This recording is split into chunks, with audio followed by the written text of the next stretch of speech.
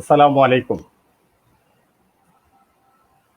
March ফরওয়ার্ডের সম্মানিত March ফরওয়ার্ডের আজকের ৪১তম BCS preliminary উদ্বোধনী ক্লাস তথা প্রথম ক্লাসের আজকে আমাদের সম্মানিত শিক্ষক হিসেবে আসছেন আমাদের বহু প্রত্যাশিত শ্রদ্ধেয় বাদল সৈয়দ স্যার। বাদল সৈয়দ স্যার আজকে ৪১তম বিসিএস মার্চ ফরওয়ার্ডের প্রথম ক্লাস শুরু করতে যাচ্ছেন। আমি শুরুতেই খুব সংক্ষেপে দুই একটা কথা বলে রাখি। March Forward free BCS and other coaching বাংলাদেশে কেরিয়ার সংশ্লিষ্ট কাজ করতে গিয়ে যারা কেরিয়ার এক্সপেক্টেন্ট বা কেরিয়ার এক্সপিরিয়েন্স যারা আছে তাদেরকে তৈরি করে দেওয়ার মিশন নিয়ে সম্পূর্ণ ফ্রিতে বিসিএস, ব্যাংক জব, প্রাথমিক শিক্ষক নিয়োগ কোচিং, শিক্ষক নিবন্ধন ইত্যাদি আরও অনেক কিছু যেটা সামনে আপনারা জানতে পারবেন। অনেকগুলো বিষয় নিয়ে টোটাল একটা কেরিয়ার প্যাকেজ, কেরিয়ার নিয়ে তরুণ সমাজকে বিনির্মাণ করা, গাইডলাইন দেওয়া, তরুণ সমাজকে তৈরি করা, বর্তমান যে তীব্র প্রতিযোগিতামূলক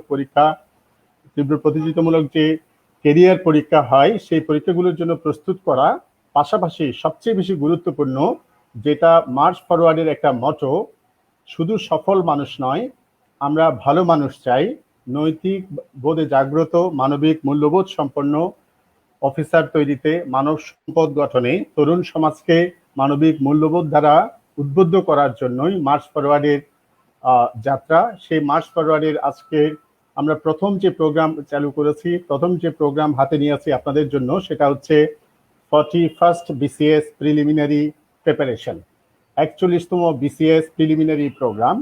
আমরা গত 25শে অগাস্ট আনুষ্ঠানিকভাবে March Forward free coaching for BCS and others প্রোগ্রামের যাত্রা শুরু করেছিলাম ভার্চুয়াল একটা ইনগুরেশনের প্রোগ্রামের মাধ্যমে। সরকারের খুব শীর্ষস্থানীয় কিছু civil servant, former civil servants, বিশিষ্ট ব্যবসায়ী উদ্যোক্তা এবং অতি অবশ্যই আমাদের মার্চ ফরওয়ার্ডের সম্মানিত স্বপ্নদ্রষ্টা, প্রবক্তা, প্রতিষ্ঠাতা এবং চিফ প্যাট্রন বাদল সৈয়দ স্যার সহ আমরা উদ্বোধন করেছিলাম।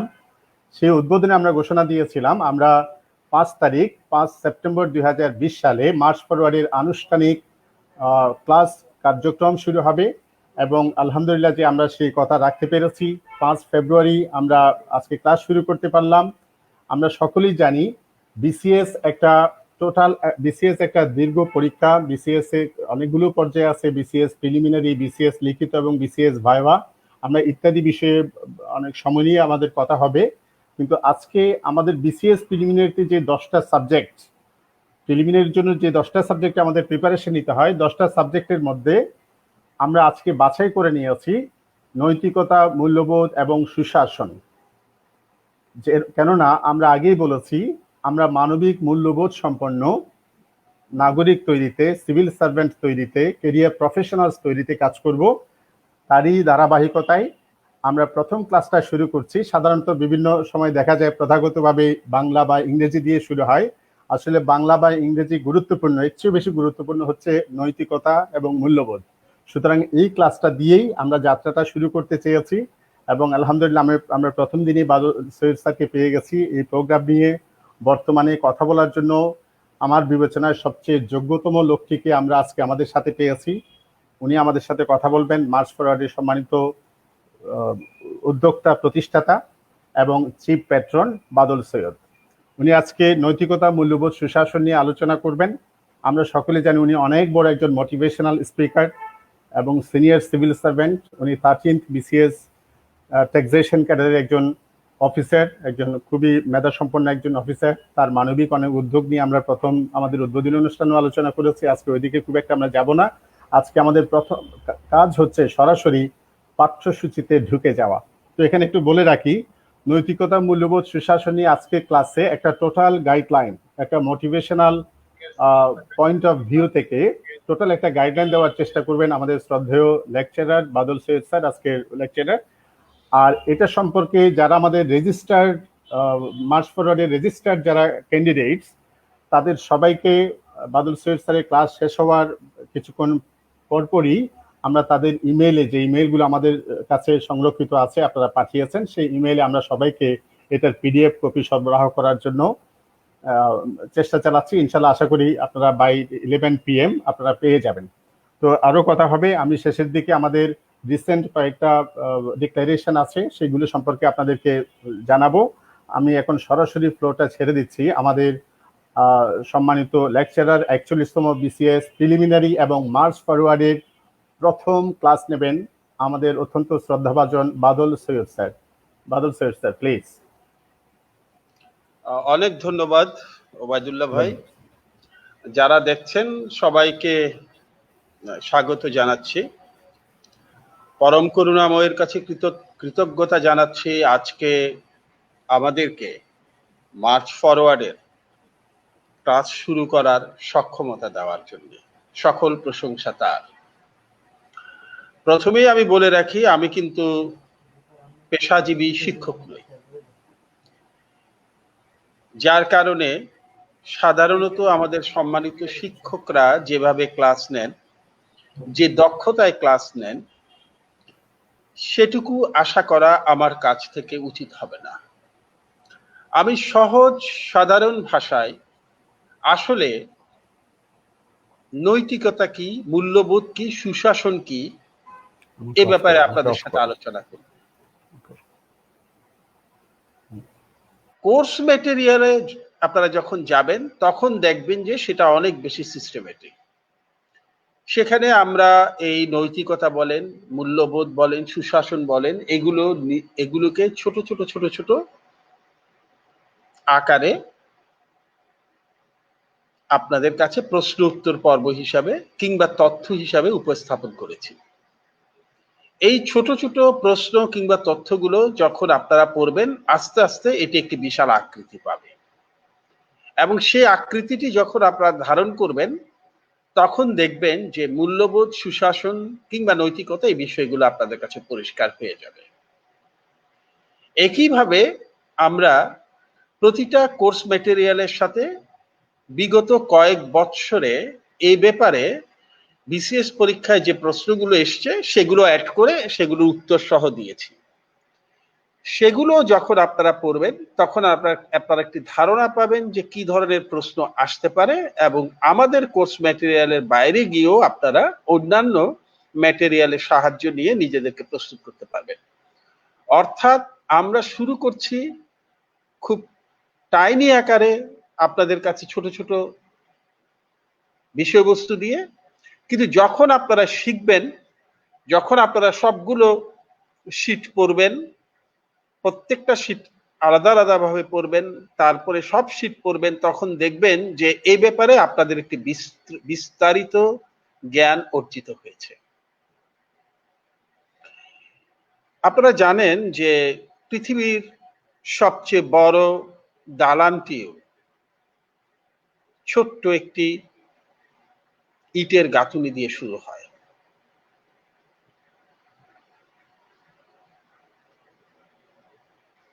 একটি জনপ্রিয় স্লোগান আছে, journey of 1000 Miles start with a single step. আপনি 1000 মাইল দূরে যাত্রা করছেন, কিন্তু বাড়ি থেকে বেরোচ্ছেন প্রথমে এক পা বাড়িয়ে। অর্থাৎ আমাদের প্রত্যেকটা পেপার কিন্তু আমরা এটি মাথায় রেখেছি, 1000 Miles journey starts with a single step. অর্থাৎ আমরা আপনাদের যাতে মাথা জ্যাম হয়ে না যায়, বিরক্ত না লাগে, সে কারণে খুব ছোট ছোট আকারে প্রশ্ন উত্তর পর্ব এবং তথ্য কণিকার মাধ্যমে প্রত্যেকটা কোর্স ম্যাটেরিয়াল রেডি করা হয়েছে, যাতে আপনাদের পড়তে বিরক্ত না লাগে, কিন্তু পড়া শেষে মনে হবে যে আপনি একটি আকৃতি পেয়ে গেছেন এবং আপনি শিখেছেন। এভাবে প্রত্যেকটা কোর্স ম্যাটেরিয়াল যখন আপনি পড়ে ফেলবেন, তখন আপনার এই নৈতিকতা, সুশাসন এবং মূল্যবোধের ব্যাপারটি পুরোপুরি কভার হয়ে যাবে। আপনি একটি পরিষ্কার ধারণা পাবেন যে কি জাতীয় প্রশ্ন হতে পারে, এবং আমি নিশ্চিত যে কোনো প্রশ্নে আপনারা আটকাবেন না। এই বিশ্বাস রেখেই আমি শুরু করতে চাই। আপনারা যারা আমার বক্তব্য শুনছেন তাদের উদ্দেশ্যে আমি একটি কথা বলি, সেটি হচ্ছে, আমি আসলে বাংলাদেশের কিছু তরুণ কিংবা তরুণীর সামনে বক্তব্য রাখছি না, আমি বক্তব্য রাখছি হাজার হাজার সুপার কম্পিউটারের সামনে। বাংলাদেশে প্রতি বর্গ মাইলে 1100 মানুষ বাস করে। সে 1100 মানুষের মধ্যে প্রায় 400 মানুষ হচ্ছে তরুণ। এই 400 তরুণেই কিন্তু 400টি সুপার কম্পিউটার, যারা শুধু নিজেকে বদলাতে পারে না, পৃথিবীকেও বদলে দিতে পারে। শুধু এই সুপার কম্পিউটারটিকে ব্যবহার করতে হবে। আমার সামনে যে সুপার কম্পিউটাররা বসে আছেন, তাদেরকে আমি বিনম্র শ্রদ্ধা জানাচ্ছি। একটি কথা বলে রাখবেন, জন্মগ্রহণ করা মাত্র কেউ বড় হয় না। জন্ম গ্রহণ করে কেউ স্টিফেন হকিং হয় না। জন্মগ্রহণ করে কেউ আইনস্টাইন হয় না। জন্মগ্রহণ করে কেউ বিল গেটস হয় না, স্টিভ জবস হয় না। তাকে একটি পরিক্রমার মধ্যে দিয়ে যেতে হয়। এই পরিক্রমাটি যদি আপনি ঠিকভাবে করতে পারেন, আপনার সামনেও কিন্তু সেই দিনটি অপেক্ষা করছে যখন আপনি এইসব মানুষের মতো হবেন। আমি গভীরভাবে বিশ্বাস করি there is no easy day. এটি আমেরিকান সিল, আমেরিকার সবচেয়ে যে এলিট সৈনিক দল, তাদের slogan, there is no easy day. দুনিয়াতে কোনো সহজ দিন নেই। Only easy day was yesterday. সহজ দিন যেটি ছিল সেটি গতকাল চলে গেছে। অর্থাৎ প্রতিটি দিনই কঠিন। এই কঠিন দিনটি আপনাকে অতিক্রম করতে হবে। তবে আমি আপনাকে আশ্বাস দিতে পারি, আজকের কঠিন দিনটি যদি আপনি অতিক্রম করতে পারেন, আগামীকাল আপনি আরো কঠিনতর দিন পাবেন। সেটি আরো কঠিন হবে। তবে আগামীকালের কঠিনতর দিনটি যদি আপনি অতিক্রম করতে পারেন, তবে পরশু হবে আপনার জীবনের সেরা দিন। তাই কোনো দিনকে সহজভাবে নেবেন না। There is no easy day. গতকাল আসলে ছিল সহজ দিন, আজ হচ্ছে কঠিন দিন, আগামীকাল হচ্ছে কঠিনতর দিন, এবং এই আগামীকালটি পার করতে পারলে পরশু হবে সুন্দরতম দিন। আমরা আপনাদেরকে সেই সুন্দরতম দিনের দিকে ডাকছি। আপনাদের কাজ হচ্ছে শুধু আমাদের সাথে লেপ্টে থাকা, আমাদেরকে ঝাপটে ধরে রাখা। আমি আপনাদেরকে আশ্বাস দিচ্ছি, যারা শেষ পর্যন্ত আমাদের হাত ছাড়বেন না, তারা জীবনে ঠেকবেন না। আমি এটা বলছি না যে আপনারা সবাই বিসিএস পাশ করে ফেলবেন, কিন্তু আমি এটুকু আশ্বাস দিতে পারি, যারা বিসিএস পাশ করবেন তাদের অগ্রিম অভিনন্দন, আর যারা করবেন না তারাও কিন্তু জীবনের কোনো ক্ষেত্রে ঠেকবেন না। কারণ আমাদের এটা শুধু বিসিএস কোচিং না, এটা লাইফ কোচিং। জীবনের প্রতিটি ক্ষেত্রে আপনার কাজে লাগবে। জীবনে আপনি যেখানেই যান, দেশে বিদেশে, আপনাকে আমাদের এই প্রশিক্ষণ গড়ে তুলবে অন্যদের সাথে প্রতিদ্বন্দ্বিতা করার জন্য, লড়াই করার জন্য। তাই আমাদের যাত্রাপথে সাথে থাকুন, আমাদেরকে ছেড়ে যাবেন না, আমরাও আপনাদেরকে ছেড়ে যাব না। আমরা যদি আজকের মূল প্রসঙ্গে আসি, যে নৈতিকতা কি, সুশাসন কি, কিংবা মূল্যবোধ কি। নৈতিকতার অনেক সংজ্ঞা আছে, অনেকে অনেক সংজ্ঞা দিয়েছেন, অনেক দার্শনিক সংজ্ঞা দিয়েছেন, অনেক ফিলোসফিক্যাল সংজ্ঞা আছে। আমি এগুলো কিচ্ছুতে যাব না। আমি শুধুমাত্র বলবো নৈতিকতা কি, সেটি একটি প্রশ্নের উত্তর দিয়ে আপনি নিশ্চিত হতে পারেন। সেটি হচ্ছে, যে কাজটি করে আপনি আপনার মা কিংবা বাবাকে বলতে পারবেন না, সেটি না করাটাই হচ্ছে নৈতিকতা। যে কাজটি করে আপনি ভাই কিংবা বোনকে বলতে পারবেন না, সেটি হচ্ছে নৈতিকতা। যে কাজটি করে আপনি আপনার সন্তানকে বলতে পারবেন না, সেটি না করাটাই নৈতিকতা। অর্থাৎ যে কাজটি মা বাবাকে বলা যাবে না, সেটি না করাটাই নৈতিকতা। ভাই বোনকে বলা যাবে না, সেটি না করাটাই নৈতিকতা। নিজের বাচ্চাকে বলা যাবে না, সেটাই নৈতিকতা। শুধু এই বিষয়টি মাথায় রাখলেই নৈতিকতা ব্যাপারটি পরিষ্কার হয়ে যাবে। ছোট্ট একটু উদাহরণ দিই। আপনার কাছে মনে হতে পারে যে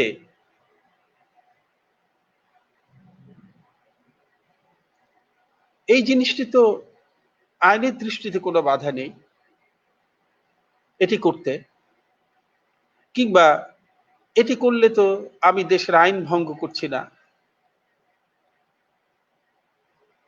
তাহলে এটি অনৈতিক হবে কেন? আমি স্পষ্ট করে বলি, আইন দিয়ে নৈতিকতার সীমারেখা টানা সম্ভব না। একবার অলিম্পিকে একজন প্রতিযোগী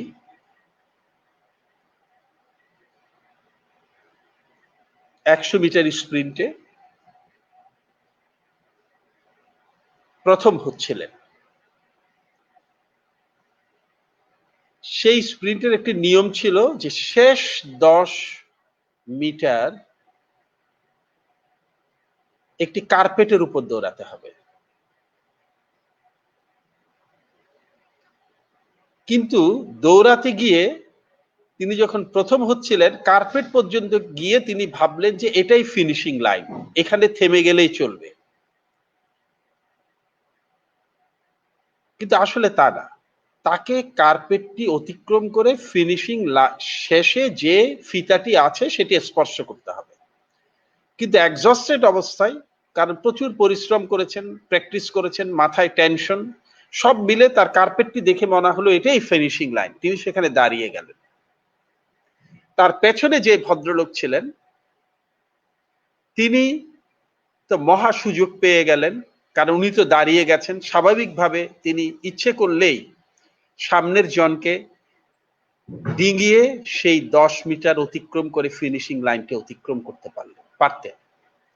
কিন্তু তিনি তা না করে সামনের ভদ্রলোককে বারবার করে বলতে লাগলেন, তুমি দৌড়াও দৌড়াও, এই 10 মিটার তোমাকে অতিক্রম করতে হবে, এটা নিয়ম, তুমি নিয়ম ভাঙছো, এই নিয়ম না পালন করলে তুমি প্রথম হবে না। কিন্তু ভদ্রলোক বলছিলেন ইংরেজিতে, আর ওই আফ্রিকান ভদ্রলোক তা বুঝতে পারছিলেন না। শেষ পর্যন্ত দ্বিতীয় স্থানের ভদ্রলোক তাকে অনেকটা ধাক্কা দিয়ে ওই 10 মিটার পার করে দেন, এবং এভাবে দ্বিতীয় মানুষটি অলিম্পিকের স্বর্ণ পদক হারান, ভুল করা মানুষটি স্বর্ণ পদক জিতেন। সাংবাদিকরা দ্বিতীয় মানুষটিকে জিজ্ঞেস করেছিলেন, যিনি দ্বিতীয় হয়েছিলেন, যে আপনি কেন সুযোগটা নিলেন না? আপনি ইচ্ছে করলেই ওনার ভুলের সুযোগ নিয়ে প্রথম হতে পারতেন। তিনি বললেন, হ্যাঁ আমি প্রথম হতে পারতাম, আমার গলায় সোনার মেডেল থাকতো, কিন্তু আমি দেশে গিয়ে আমার মাকে কি বলতাম? আমার মা যখন জিজ্ঞেস করতেন, ওই লোকটি ভুল করেছিল, সে তো নিশ্চিতভাবে প্রথম হচ্ছিল, তুমি তার ভুল শুধরে দাও নাই কেন? এই শিক্ষা কি তোমাকে আমি দিয়েছি? আমি তো আমার মাকে কোনো জবাব দিতে পারবো না। পৃথিবীর এমন কোন সোনার মেডেল নেই যেটি মায়ের শিক্ষার চেয়ে বড়। সে কারণে আমি আমার বন্ধুকে টেনে হিচড়ে প্রথম করে দিয়েছি, সোনার মেডেলটি আমি অর্জন করার চেষ্টা করি। এটাই হচ্ছে নৈতিকতা। কিন্তু তিনি যদি তাকে অতিক্রম করে শেষ 10 মিটার দৌড়ে প্রথম হতেন, নিয়ম অনুযায়ী কিন্তু তাকে ধরা যেত না, কারণ উনি তো ভুল করেছেন, তিনি তো আইন ভঙ্গ করতেন না। এই কারণে নৈতিকতা সবসময় আইন দিয়েও কিন্তু সীমারেখা টানা যায় না। নৈতিকতা হচ্ছে আসলে মগজের ব্যাপার, মননের ব্যাপার, মানসিকতার ব্যাপার। আরেকটু উদাহরণ দেই, সেটি হচ্ছে টাটা কোম্পানি, একটি রতন টাটা যেটি চেয়ারম্যান ছিলেন দীর্ঘদিন, একটি তাদের দুটো নিয়ম আছে, যে নিয়মগুলো তাদেরকে অবশ্যই মানতে হয়। তাদের কর্পোরেট রুল, এক নাম্বার হচ্ছে তারা কখনোই কোনো কাজ করিয়ে নেওয়ার জন্যে কোনো ব্যক্তিকে কোনো ধরনের অবৈধ টাকা দেবেন না। কাজ না হলে হবে না, কিন্তু তারা কখনো অবৈধ কোনো লেনদেন করবেন না। রুল 1। রুল 2, তারা কখনোই ট্যাক্স ফাঁকি দেবেন না। একবার রতন টাটার কাছে তাদের chief financial officer balance sheet নিয়ে আসলেন, ইনকাম ট্যাক্স রিটার্ন নিয়ে আসলেন, যেটি তারা সরকারের কাছে জমা দেবেন। রতন টাটা বললেন, তুমি আমাকে ব্রিফ করো। ব্রিফ করার পরে ভদ্রলোক বললেন যে, স্যার, আমরা এই আইনের কারণে, এই আইন আমাদেরকে এই সুযোগটা দিচ্ছে, এ কারণে আমরা এবছর এত কোটি টাকা, একটা পরিমাণ আমরা ধরে নেই 50 কোটি টাকা কম ট্যাক্স দিতে পারছি। এটা আইনেই আমাদের সুযোগ দিয়েছে। বিভিন্ন আইনের ফাঁক ফোকর দিয়ে এটা আমি বের করেছি, এই 50 কোটি টাকা ইচ্ছে করলে আমরা কম দিতে পারি। রতন টাটা বললেন, আইন এটা পারমিট করে? বললেন, হ্যাঁ করে স্যার, অবশ্যই করে, আমরা এটা অনেক ডিসকাস করেছি। এই 50 কোটি টাকা কম দিলে সরকার আমাকে কি ধরতে পারবে? উত্তর হচ্ছে, না স্যার, পারবে না। কারণ আমাদের যে ইনকাম ট্যাক্স আইন আছে ইন্ডিয়াতে, সেটির ফাঁক ফোকর খুঁজে আমি এটি বের করেছি। আমরা এটি বের করেছি, অতএব আমরা এই 50 কোটি টাকা চাইলে কম দিতে পারি। রতন টাটা বললেন, ঠিক আছে, তার মানে আইন এটা মেনে নেয়, আইনের কাছে আমি জবাব দিতে পারবো, তাই তো? তার চিফ ফাইন্যান্সিয়াল অফিসার বললেন, হ্যাঁ স্যার, আমরা পারবো। তখন রতন টাটা বললেন, ঠিক আছে, এবার আমার আরেকটি প্রশ্নের জবাব দাও। এই 50 কোটি টাকা যে আমি আইনের ফাঁক দিয়ে সরকারকে দেব না, সেটি কি ঈশ্বর মেনে নেবেন? উপরওয়ালা কি মেনে নেবেন? কারণ ট্যাক্সটা তো জনগণের টাকা। চিফ ফাইন্যান্সিয়াল অফিসার মাথা নিচু করে বসে রইলেন। রতন টাটা বললেন, সবকিছু আইন দিয়ে বিচার করবে না, বিবেককে প্রশ্ন করবে, যে এই কাজের জন্য তুমি তোমার বিবেককে, তোমার উপরওয়ালাকে তুমি জবাব দিতে পারবে কিনা। যদি সেটি না হয়, তবে সেই কাজ কখনো করবে না। এটি হচ্ছে নৈতিকতা। একটা জিনিস মনে রাখবেন, নৈতিকতা থেকেই মূল্যবোধের সৃষ্টি।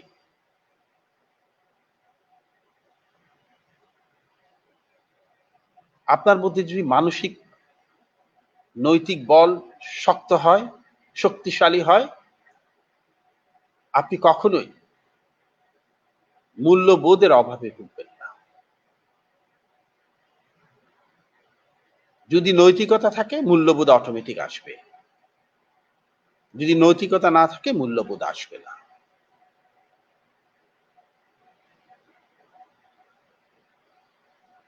এই দুটো একদম আমাদের দুই হাতের মতো, অঙ্গাঙ্গী ভাবে জড়িত।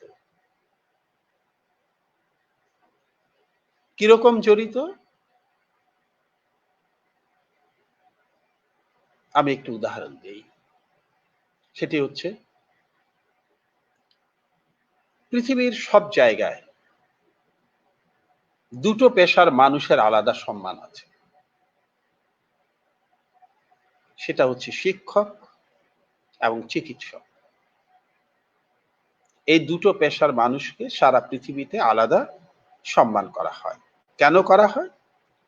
শিক্ষক জ্ঞানের আলো ছড়ান,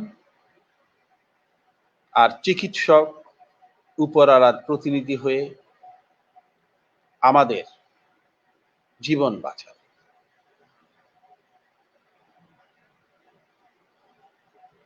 মহান করুণাময় শিক্ষককে প্রতিনিধিত্ব করার ক্ষমতা দিয়েছেন আমাদের মধ্যে জ্ঞানের আলো জ্বালানো,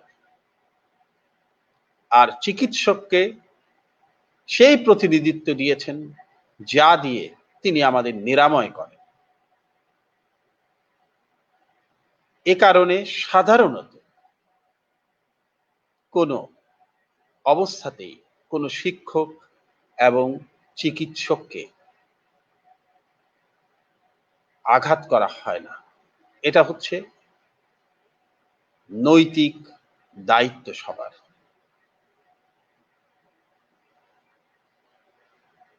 যদিও ৭১ সালে আমাদের ডক্টর ফজলে রাব্বির মতো নামকরা চিকিৎসককে হত্যা করা হয়েছিল। সেটি ছিল পুরোপুরি যে এথিক্স তার বাইরে। দ্বিতীয় বিশ্বযুদ্ধের সময় একজন জার্মান অফিসার ব্রিটিশ অফিসারদের হাতে ধরা পড়লেন ইউরোপে। ধরা পড়ার পরে যুদ্ধক্ষেত্রে ধরা পড়লেন। ধরা পড়ার পরে ব্রিটিশ সৈনিকরা তো উল্লাসে ফেটে পড়ল, কারণ সেই সৈনিক ছিলেন জার্মান সৈনিক, ছিলেন একজন কর্নেল। এত বড় একজন জার্মান সৈনিককে ধরতে পারা মানে তো ব্রিটিশদের একটি বিশাল বিজয়। সারা পৃথিবীকে তারা এটা গর্বের সাথে বলতে পারবে যে একজন জার্মান কর্নেলকে আমরা আটক করতে পেরেছি যুদ্ধবন্দী হিসাবে। তারা উল্লাস করতে করতে সেই কর্নেল সাহেবকে নিয়ে তাদের কমান্ডার কাছে আসলেন। কমান্ডারের কাছে এসে তারা স্যালুট দিয়ে বললেন, স্যার, আমরা এই জার্মান কর্নেলকে যুদ্ধক্ষেত্রে আটক করেছি। জেনারেল চেয়ার থেকে উঠে আসলেন, উঠে এসে সেই কর্নেলকে জিজ্ঞেস করলেন, what corps to you belong? সেনাবাহিনীর কোরে সদস্য তুমি। কর্নেল উত্তর দিলেন, medical corps sir general. Sir general, আমি মেডিকেল কোরের সদস্য। কর্নেল চমকে গিয়ে বললেন, আর ইউ ডক? তুমি কি ডাক্তার? উত্তর এলো, ইয়েস স্যার জেনারেল। হ্যাঁ, আমি ডাক্তার। তখন জেনারেল ঘুরে গিয়ে তার চেয়ারে বসলেন এবং তার এডিসিকে বললেন, তুমি আরো কয়েকজন সৈনিক নিয়ে সাদা পতাকা হাতে এই কর্নেলকে নিয়ে জার্মান শিবিরে যাবে এবং তাকে সসম্মানে সেখানে পৌঁছে দিয়ে আসবে। তার সৈনিকরা তো অবাক, বললেন, স্যার এটা কি বলেন? আমরা এত বড় একজন কর্নেলকে ধরলাম আর আমরা তাকে ফিরিয়ে দেব? জেনারেল বললেন, at first he is a doc. প্রথম হচ্ছেন তিনি ডাক্তার, and secondly he is a soldier. তারপরে হচ্ছেন তিনি সৈনিক।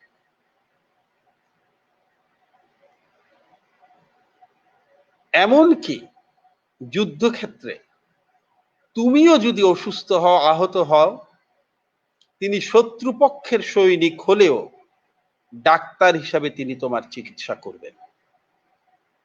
এটা তার দায়িত্ব। ডাক্তারের কোনো শত্রু মিত্র নেই। তাকে তার কমান্ডারের কাছে পৌঁছে দিয়ে আসে। এটাই হচ্ছে মূল্যবোধ। নৈতিকতা হচ্ছে শিক্ষক এবং চিকিৎসককে সম্মান করতে হবে। সেখান থেকে জন্ম নিয়েছে জেনারেলের মূল্যবোধ যে এই বন্দী কর্নেলকে ফেরত দিতে হবে, কারণ তিনি একজন চিকিৎসক।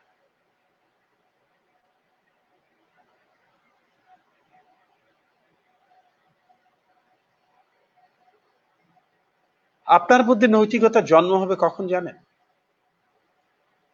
বেশি কিছু করতে হবে না। আপনি শুধু একটি প্রতিজ্ঞা করবেন, আমি আমার মাকে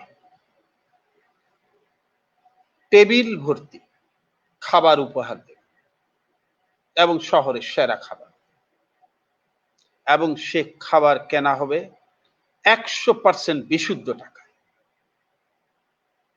প্রশ্ন হচ্ছে, এত কিছু থাকতে মাকে সেরা খাবার উপহার দেওয়ার প্রতিজ্ঞা করতে হবে কেন?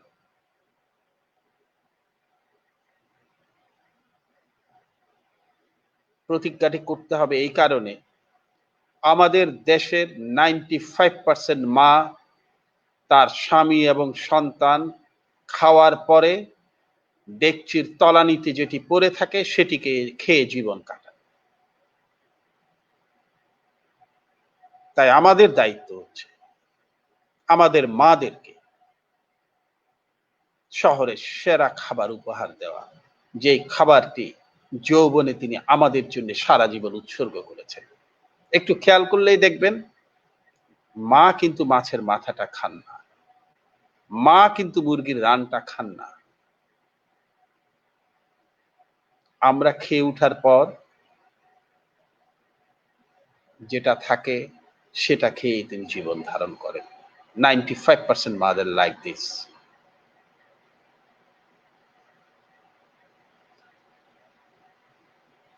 মায়ের প্রতি এই যে ভালোবাসা, কৃতজ্ঞতা আপনি দেখাচ্ছেন, এটাই নৈতিকতা।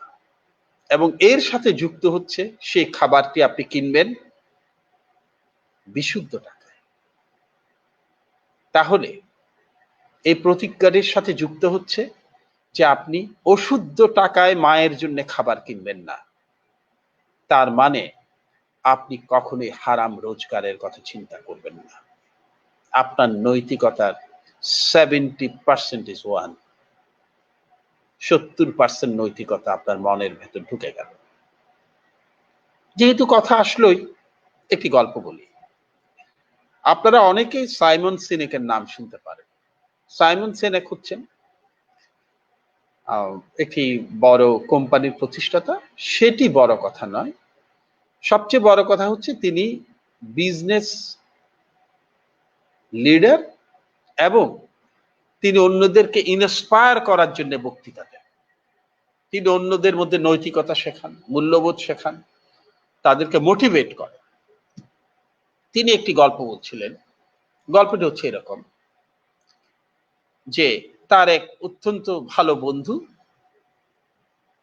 কলেজে গিয়ে পড়াশোনা বাদ দিয়ে রাগবি নিয়ে লাগ, যে করেই হোক সে রাগবি দলে চান্স পাবে, যে করেই হোক। ওরা সবাই তার উপর খুব বিরক্ত ছিল, সে পড়াশোনা বাদ দিয়ে রাগবি খেলবে কেন। কিন্তু ওর কথা হলো যে না, আমি শুধু রাগবি খেলবো না, আমি কলেজ টিমে চান্স পাবো, কলেজ টিমে চান্স পাওয়ার পরে আমি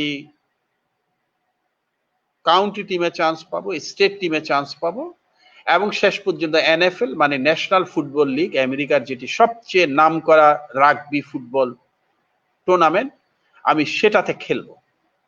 শুধু তাই না, সেই ন্যাশনাল ফুটবল লিগের চূড়ান্ত পর্ব যেটি, সেটিকে বলা হয় সুপার বোল। 7টি টিম সেখানে খেলে সম্ভবত। আমি সুপার বোলে যে টিমগুলো খেলে সেই টিমে চান্স পাবো। তার মানে তিনি আমেরিকার সেরা রাগবি খেলোয়াড় হবেন, এবং শেষ পর্যন্ত তিনি তাই হয়েছিলেন। সাইমন সিনেক তাকে একদিন জিজ্ঞেস করলেন, আচ্ছা বলো তো, তুমি তো পড়াশোনা, অবশ্যই আমেরিকায় রাগবি খেলোয়াড়রা কিন্তু হিরো, ইভেন আমেরিকার প্রেসিডেন্টরাও কিন্তু রাগবি খেলোয়াড়দেরকে অসম্ভব সম্মান করেন। এবং প্রেসিডেন্ট বুশ তার আত্মজীবনীতে বলেছেন, আমি টেক্সাস রেঞ্জার্স নামে রাগবি দলটি কিনে যে আনন্দ পেয়েছি, আমেরিকার প্রেসিডেন্ট হওয়ার পরও আমি সে আনন্দ পাইনি। ওই টিমের মালিক হওয়ার পর আমি যে আনন্দ পেয়েছি। রাগবি খেলোয়াড়রা ওখানে অত্যন্ত দামি খেলোয়াড়, প্রচুর পয়সা অর্জন করেন, প্রচুর খ্যাতিমান তারা। কিন্তু তারপরও তার বন্ধুর মনে প্রশ্ন, তুমি তো চাইলে সায়েন্টিস্ট হতে পারতে, তুমি তো চাইলে ফিলোসোফার হতে পারতে, অর্থনীতিবিদ হতে পারতে, আরো অনেক কিছু হতে পারতে, কিন্তু হোয়াই রাগবি? তখন তার বন্ধু বললেন, আমার খুব দ্রুত অনেক অনেক পয়সার দরকার ছিল, তাই আমি রাগবি খেলোয়াড় হয়েছি। তোমার কেন পয়সার দরকার ছিল? তার বন্ধুটি উত্তর দিলেন যে দেখো, আমার মা ছিলেন সিঙ্গেল মাদার, ছোটবেলায় বাবা আমাদের ছেড়ে চলে গেছেন। আমরা 2 ভাই বোন এবং মা একটি ছোট্ট বাড়িতে থাকতাম, ছোট্ট একটি বেডরুম আর ছোট্ট একটি লিভিং বা ড্রয়িং রুম। সেই বেডরুমে ছোট্ট একটি খাট, তাতে 2 জনের জায়গা হতো। আমি এবং আমার ছোট বোন, আমাদের 2 জন সেই খাটে শুতাম, আর আমার মা ড্রয়িং রুমে একটি কাউচ অর্থাৎ ডিভান টাইপ ছিল, সেটিতে ঘুমাতেন। কিন্তু ডিভানটি ছিল লম্বায় আমার মায়ের চেয়ে ছোট। আমি প্রতিদিন ঘুম থেকে উঠে দেখতাম যে আমার মা ঘুমাচ্ছেন, কিন্তু তার পায়ের একটা বড় অংশ ডিভানের বাইরে ঝুলে আছে। অর্থাৎ বছরের পর বছর তিনি পুরো পা মেলে ঘুমোতে পারেননি আমাদের জন্য, আমাদেরকে আরাম দেওয়ার জন্য। বছরের পর বছর তিনি একটি ডিভানে অর্ধ শোয়া অবস্থায় নিদ্রা যাপন করেছেন। আমি প্রতিদিন আমার মায়ের ঝুলন্ত পা দেখতাম এবং প্রতিজ্ঞা করতাম, আমি একদিন এই শহরের সবচেয়ে দামি বাড়িটি কিনবো, এই শহরের সবচেয়ে দামি খাটটি কিনবো এবং সেটি আমার মাকে আমি উপহার দেব। এবং আমি ভেবে দেখলাম একমাত্র রাগবি খেলার মাধ্যমে এত কুইক মানি অর্জন সম্ভব। সেই জন্য আমি রাগবি খেলা শিখেছি।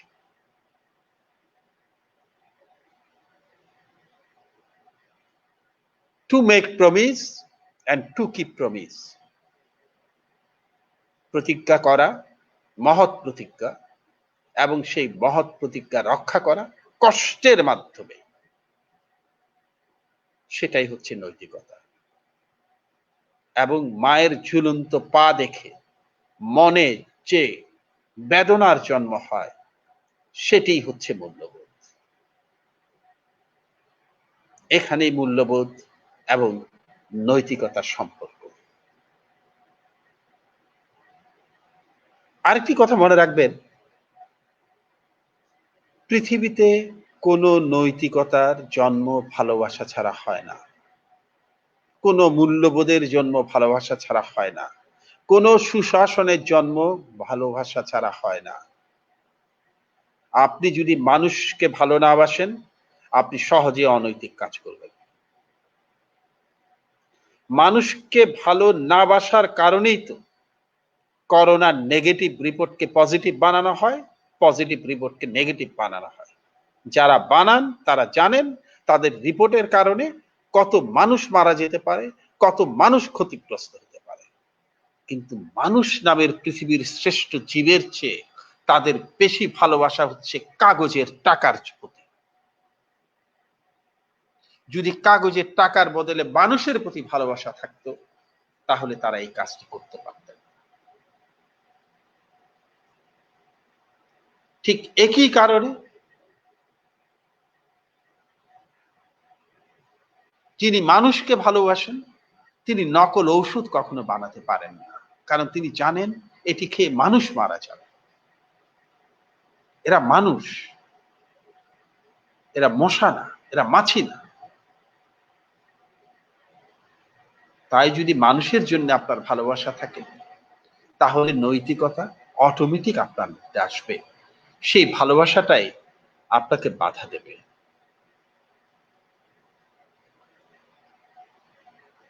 খারাপ কাজ করতে।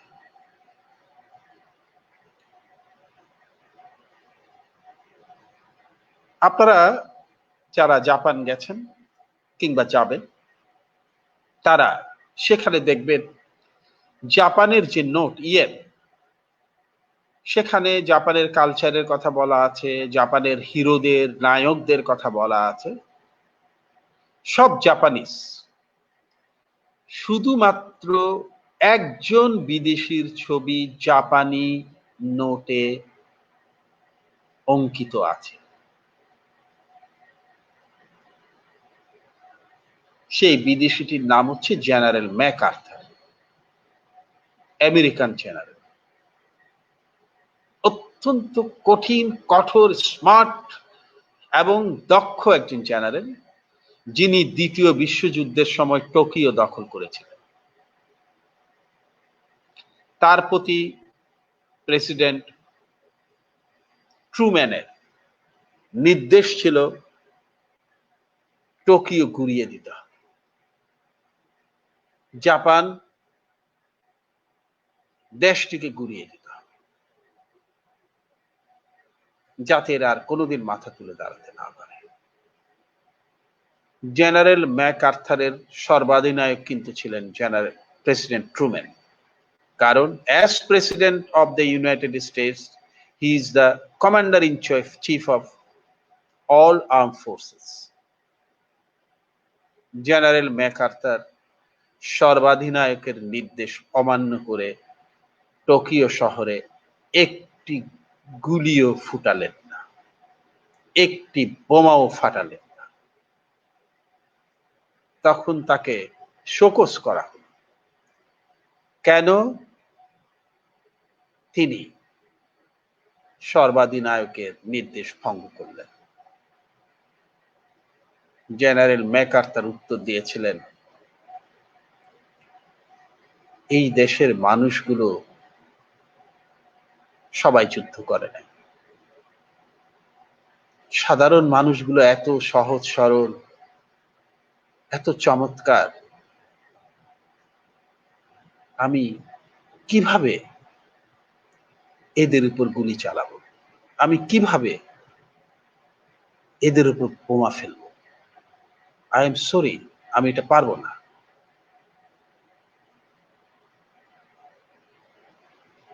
শুধু এই কারণেই জেনারেল ম্যাকআর্থারকে জাপানিজরা অসম্ভব ধরনের শ্রদ্ধা করে। এবং জেনারেল ম্যাকআর্থার তার নোটে লিখেছিলেন, এই জাতিটিকে ধ্বংস না করে যদি তাদেরকে উঠে দাঁড়ানোর সুযোগ দেওয়া হয়, তারা পৃথিবীতে অনেক অবদান রাখবে। জাপানিজরা সেটি কিন্তু প্রমাণ করেছেন। শুধু মানুষের জন্য ভালোবাসা কিন্তু ম্যাকআর্থারকে গণহত্যার মতো একটি অনৈতিক কাজ করা থেকে বিরত রেখেছে। ঠিক বিপরীত চিত্র যদি আমরা দেখি, জেনারেল ইয়াহিয়া খান, জেনারেল নিয়াজি, টিক্কা খান, জেনারেল হামিদ, এইসব জেনারেল যদি বাংলাদেশের মানুষগুলোকে মানুষ মনে করতেন, সামান্য ভালোবাসা এদের জন্য থাকতো, তাহলে ৩০ লাখ মানুষকে নির্বিচারে হত্যা করতে পারতেন না।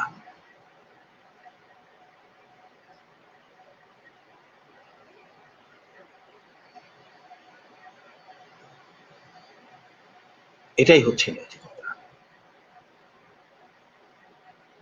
ভালোবাসা আপনার মধ্যে সেই নৈতিকতার জন্ম দেবে যা আপনাকে খারাপ কাজ করতে বাধা দেবে। আর ভালোবাসার অভাব আপনার মধ্যে সে অনৈতিকতার জন্ম দেবে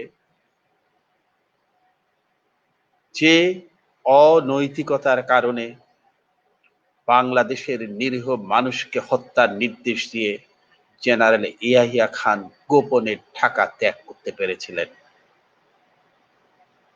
এবং ভুট্টো সাহেব বলতে পেরেছিলেন, খোদা পাকিস্তানকে রক্ষা করেছে। খোদা যে তাদের উপর কতটা অসন্তুষ্ট ছিলেন মাত্র ৯ মাসেই তার প্রমাণ হয়েছে। হাঁটু গেড়ে কান মলা দিয়ে তাদেরকে দেশ ত্যাগ করতে হয়েছে। চোরের মতো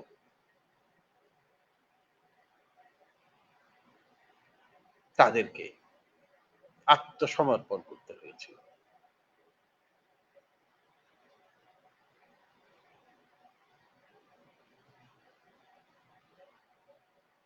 তাই আমরা সবসময় বলি, প্লিজ লাভ পিপল। আপনি যদি মানুষকে ভালোবাসেন তাহলে আপনার মধ্যে নৈতিকতার জন্ম এমনিতেই হবে। আপনার পরীক্ষায় যখন নৈতিকতা নিয়ে প্রশ্ন আসবে, আমি যা বলছি শুধু এগুলোই মনে রাখবেন। যদি কনফিউশন হয় তখন বলবেন যে আচ্ছা এখানে ৪টা চয়েস আছে, সাপোজ এর মধ্যে আমার মা কোনটা সবচেয়ে বেশি কারেক্ট বলতেন, সেটাকে কারেক্ট ধরে নেবেন। এর মধ্যে কোনটা সবচেয়ে বেশি ভালোবাসা ধারণ করে, সেটিকেই কারেক্ট ধরে নেবেন। এর মধ্যে কোনটি আমাকে সৎ প্রতিশ্রুতি, সৎ শপথ গ্রহণ করতে বাধ্য করবে, সেটিকে সঠিক বলে ধরে নেবেন। নৈতিকতা হচ্ছে কমন সেন্সের ব্যাপার। আপনাকে 1000 বছর শেখালেও আমি শেখাতে পারবো না, যতক্ষণ পর্যন্ত আপনি নিজের মনের মধ্যে তার চর্চা না করবেন। পরীক্ষা পাশের জন্য শুধুমাত্র নৈতিকতা পড়ে যদি উতরান, শেষ পর্যন্ত আসলে আখেরে কোনো লাভ হবে না। এবং আরেকটি কথা মনে রাখবেন যে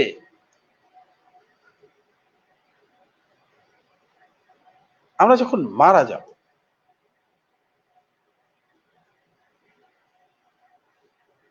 এটা যারা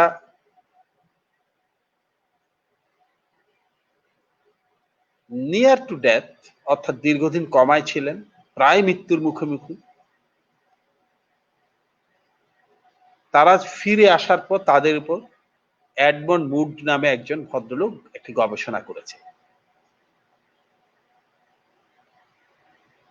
লাইফ আফটার ডেথ নামে তার একটি বই আছে, যেটাতে তিনি যারা একদম মৃত্যুর কাছাকাছি চলে গিয়ে অলৌকিকভাবে ফিরে এসছেন, মিরাকল, তাদেরকে তাদের অভিজ্ঞতা শেয়ার করতে বলেছেন।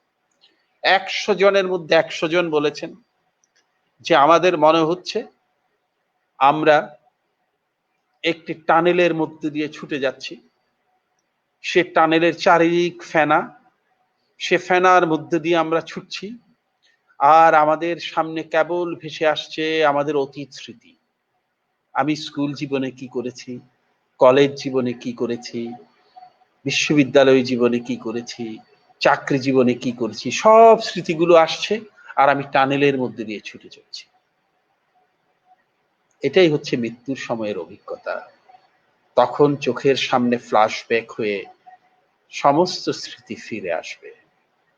শুধু যদি আমরা মনে রাখি, তখন যাতে এমন কোনো স্মৃতি ফিরে না আসে যার জন্য আমার আফসোস হবে, অনুতাপ হবে, অনুশোচনা হবে, তাহলেই আপনার নৈতিকতা সারা জীবন ইনট্যাক্ট থাকবে, আমি 100% গ্যারান্টি দিতে পারি।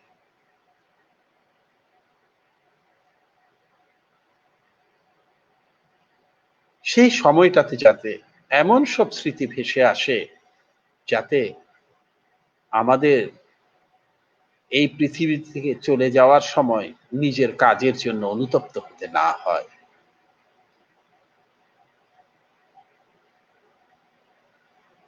এটি মনের মধ্যে লালন করাই হচ্ছে নৈতিকতা, এবং এই নৈতিকতা থেকেই আপনার মধ্যে মূল্যবোধ সৃষ্টি করবে, যাতে সে ধরনের খারাপ স্মৃতি তৈরি করার মতো কাজ আপনি না করেন।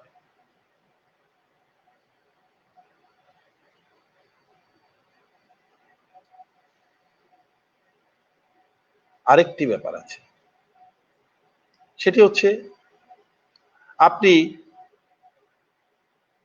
আমি একটু আগেও বলেছি, নৈতিকতার একটা অন্যতম বড় দিক হচ্ছে গুড প্রমিস। আপনাকে শপথবদ্ধ হতে হবে যে আপনি আপনার জীবনটা কিভাবে চালাবেন। আপাত দৃষ্টিতে আপনার মনে হতে পারে স্যার সিলেবাসে না গিয়ে এগুলি কেন বলছে। আমি আপনাকে গ্যারান্টি দিচ্ছি, আপনার নৈতিকতার যে প্রশ্ন আসবে, তখন আপনি যদি আমার এই বক্তৃতাটা ভিজুয়ালাইজ করেন যে স্যার কি বলেছিলেন, আপনি 90% কোশ্চেনের উত্তর পেয়ে যাবেন।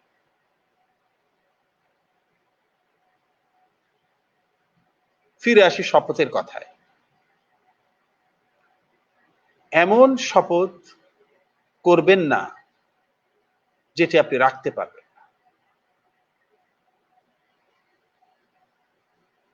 শপথ ভঙ্গ কিন্তু এক ধরনের মারাত্মক অনৈতিকতা। এই জন্য আমরা বলি, অ্যালার্ম দিয়ে যদি আপনি ঘুম থেকে উঠতে না পারেন, দয়া করে ঘড়িতে অ্যালার্ম দেবেন না। কারণ অ্যালার্ম দিয়ে ঘুম থেকে উঠতে না পারার মানে হচ্ছে দিনটি শুরু হচ্ছে শপথ ভঙ্গের মধ্য দিয়ে। রাতে শপথ করেছিলেন অ্যালার্ম বাজলেই ঘুম থেকে উঠবেন, কিন্তু উঠলেন না, তার মানে দিনটি শুরুই হচ্ছে শপথ ভঙ্গের মধ্য দিয়ে। এই কাজটি দয়া করে করবেন না। শপথ যে কত বড় মারাত্মক, শপথ রক্ষা করা যে কত বড় পবিত্র দায়িত্ব, তার একটু উদাহরণ দেই। সম্রাট হুমায়ুন যখন তার ভাইদের সাথে যুদ্ধে পরাজিত হয়ে, তার ভাই কামরানের সাথে যুদ্ধে পরাজিত হয়ে পালিয়ে যাচ্ছিলেন, তখন ভিস্তিওয়ালা, একজন দিল্লির ভিস্তিওয়ালা মানে চামড়ার তৈরি ব্যাগে পানি সংগ্রহ করতেন নদী থেকে কিংবা পুকুর থেকে, পানি সংগ্রহ করে সাপ্লাই দিতে, তাদেরকে বলা হতো ভিস্তিওয়ালা, অর্থাৎ পানি বাহক। তখন একজন পানি বাহক তাকে আশ্রয় দিয়েছিলেন।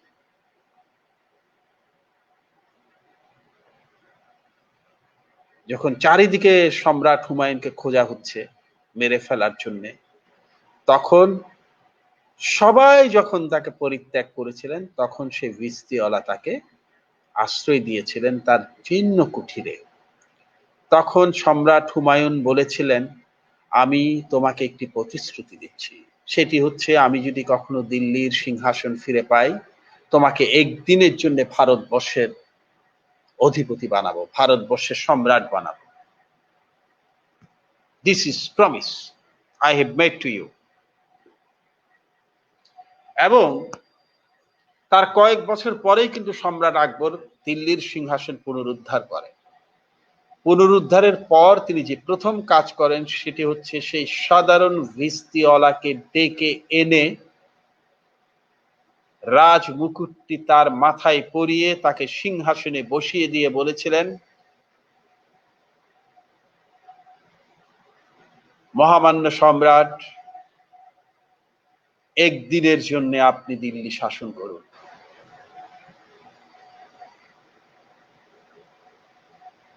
এভাবেই প্রতিশ্রুতি রাখতে হয়।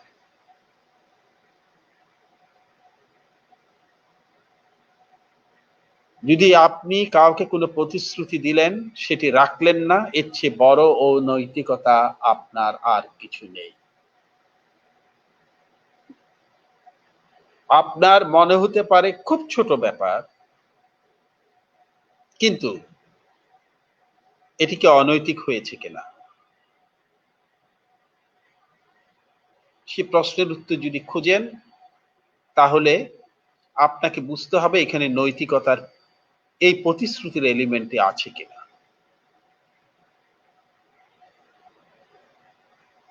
যেমন মনে করুন, আপনাকে বলা হলো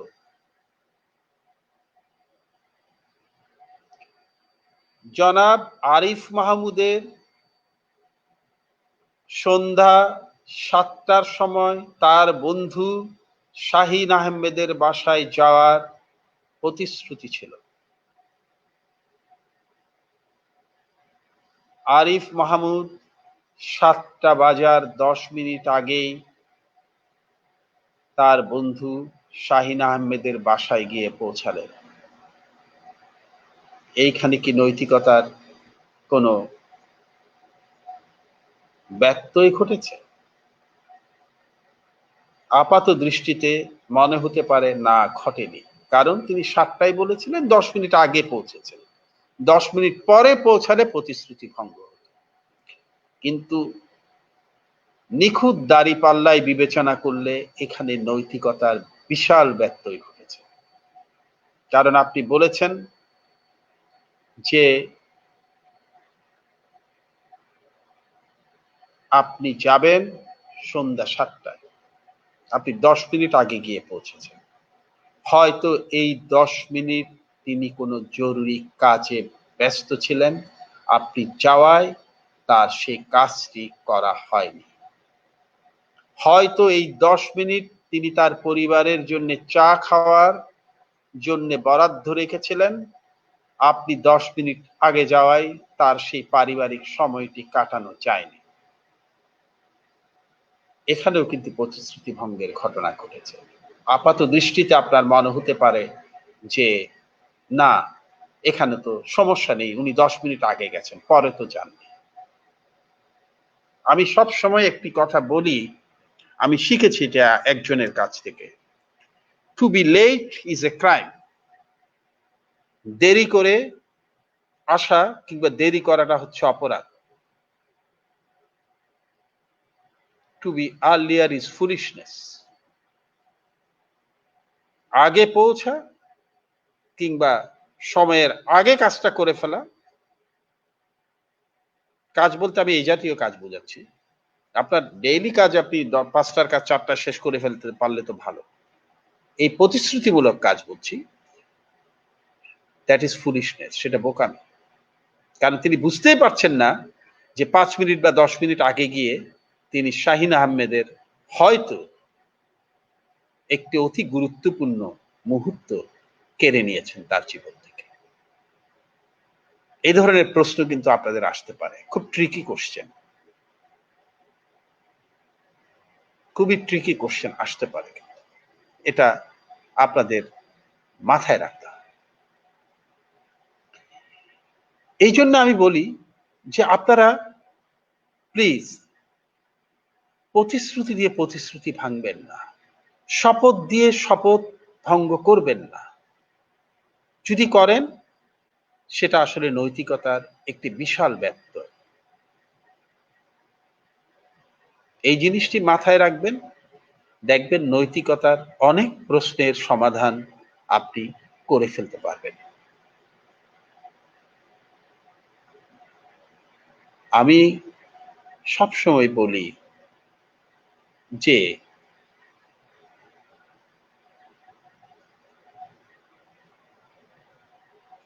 আপনি নৈতিকতার চর্চা কি শুধু অফিসে করবেন?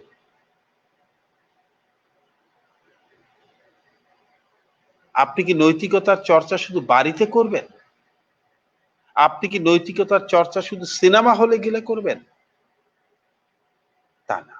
নৈতিকতার চর্চা হচ্ছে আপনার প্রতিটি আচরণেই থাকতে হবে। সামগ্রিক জীবনযাত্রায় আপনার নৈতিক আচরণ থাকতে হবে।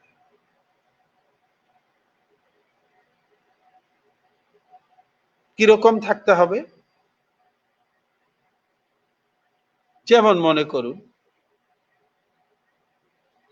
এক ভদ্রলোক অফিসে যাচ্ছেন,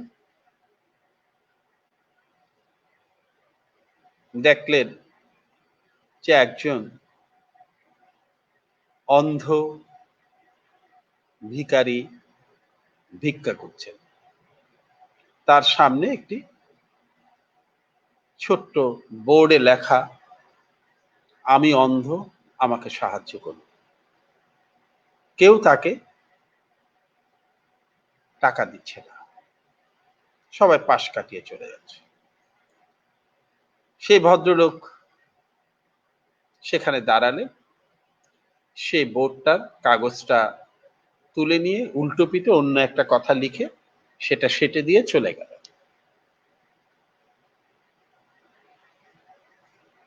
ফিরে আসার সময় তিনি দেখলেন যে সে অন্ধ ভিখারির ভিক্ষার পাত্র টাকায় উপচে পড়ছে।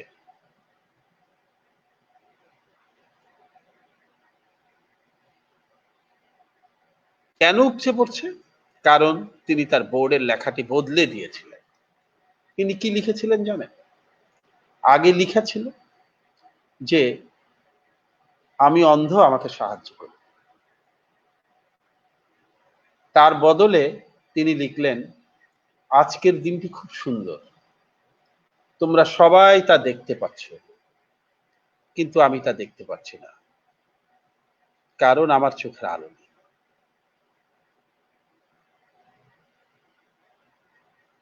এই বোর্ডে যার চোখেই গেছে তারই মন আর্দ্র হয়ে গেছে মানুষটার জন্য। আহা, আসলেই তো এত সুন্দর রোদের দিন, রৌদ্র করজ্জ্বল দিন, এত সুন্দর পৃথিবী, আমি দেখছি এই মানুষটি দেখছে না। অটোমেটিক সে দয়াদ্র হয়ে সেই মানুষটিকে সাহায্য করেছে। এই যে পথ চলতে গিয়ে একজন মানুষ একজন ভিখারির ভিক্ষার সাইনবোর্ড পাল্টে দিয়ে হাজার মানুষের মধ্যে মায়ার যত্ন জন্ম দিলেন, এর চেয়ে বড় নৈতিকতা তো আর কিছু হতে পারে না। প্রতিটি মুহূর্তে মায়ার চর্চা করাটাই হচ্ছে আপনার নৈতিকতা। এবং এই চর্চা যদি আপনার মধ্যে থাকে, তাহলেই সেই মূল্যবোধ আসবে, যে মূল্যবোধ আপনাকে নষ্ট হতে দেয় না। মানব জন্মের সবচেয়ে বড় ব্যর্থতা হচ্ছে পৃথিবীর সেরা সৃষ্টি হিসাবে জন্ম নেওয়ার পরেও পৃথিবীর সবচেয়ে নিকৃষ্ট সৃষ্টিতে পরিণত হওয়া।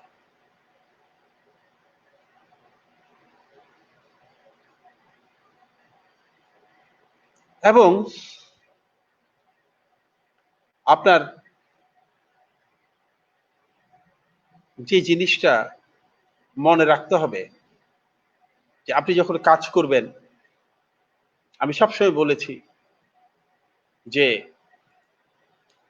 সেই কাজটার জবাব আপনি আপনার প্রিয়জনকে দিতে পারবেন কিনা। আমি শুরুতেই বলেছিলাম, আমি একজন মারা গেছেন একজন উচ্চপদস্থ সরকারি কর্মকর্তা।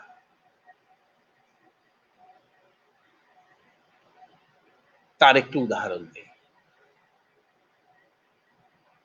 তিনি সরকারি চাকরিতে ঢোকার পরে কয়েক বছর পরে তিনি একটি অতি চমৎকার বাড়ি করলেন। বাড়ি করে তার বাবাকে তিনি চিঠি লিখলেন যে, বাবা, আমি একটা খুব সুন্দর বাড়ি করেছি, আমি একটা বাড়ি করেছি, দয়া করে আপনি এসে আমাকে দোয়া করে এই বাড়িতে ঢুকিয়ে দিয়ে যান, আপনার হাত দিয়ে আমার বাড়ির দ্বার উন্মোচন হোক। এটা কিন্তু সত্যি ঘটনা। সেই ভদ্রলোককে আমি চিনি, তিনি মারা গেছেন। তার বাবা তাকে চিঠির উত্তর দিলেন, তুমি বাড়ি করেছো, আমি খুব খুশি, আমি খুব আনন্দিত, অবশ্যই আমি তোমার বাড়িতে যাব, তোমার বাড়ির গৃহদ্বার উন্মোচন করব, কিন্তু তুমি দয়া করে আমার একটি প্রশ্নের উত্তর দাও। সেটি হচ্ছে, তুমি চাকরি করছো আজকে কয়েক বছর, তোমার বেতনের টাকায় তো এই বাড়ি তৈরি করতে পারার কথা না, তাহলে এই বাড়ি করার টাকা তুমি কোথায় পেলে? যদি উত্তর দিতে পারো আমি আসব, যদি উত্তর দিতে না পারো তাহলে আমি তো আসবই না, তুমিও বাকি জীবন আমার কাছে এসো না। সেই সরকারি কর্মকর্তা ভদ্রলোক বাবার চিঠি পেয়ে কয়েক দিনের মধ্যেই তার নতুন কেনা বাড়িটি বিক্রি করে দেন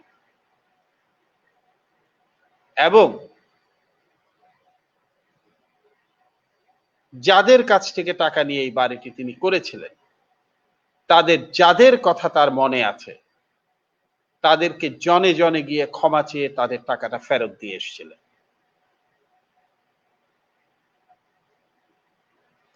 এবং এরপর বাকি জীবন তিনি এক পয়সাও এদিক ওদিক করেন।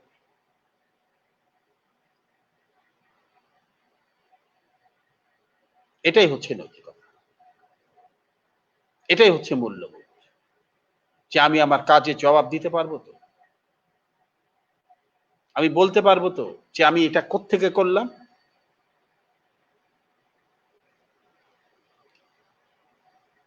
আমি আজকে আপনাদের উপর যেহেতু নৈতিকতার উপর ক্লাস নিব, আজকে আমি দুপুরে খাবার টেবিলে আমার মেয়ের সাথে বসেছিলাম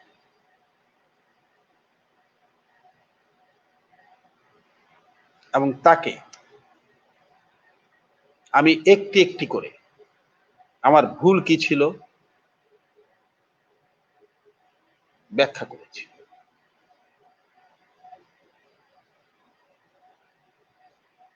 এবং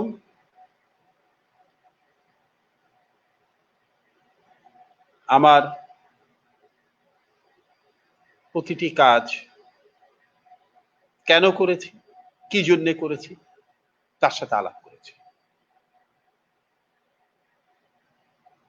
কারণ আমার মনে হয়েছে আমি সন্ধ্যায় হাজার হাজার ছেলে মেয়ের কাছে যাব, যারা আমার বাচ্চার মতো।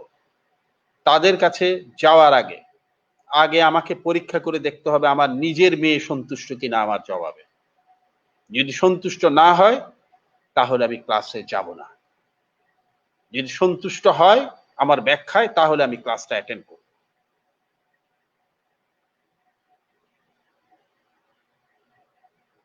আমি দেখলাম আমার 16 বছরের মেয়ে আমার জবাবে সন্তুষ্ট।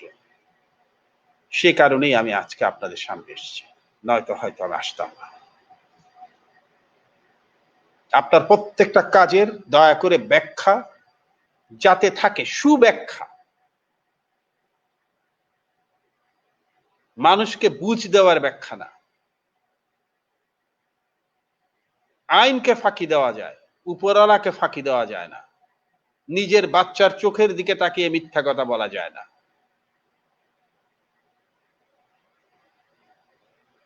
যে কাজটা করে বাচ্চার মুখের চোখের দিকে তাকিয়ে কথা বলতে পারবেন, সে কাজটাই শুধু করবেন। সেটাই নৈতিকতা, সেটাই মূল্যবোধ।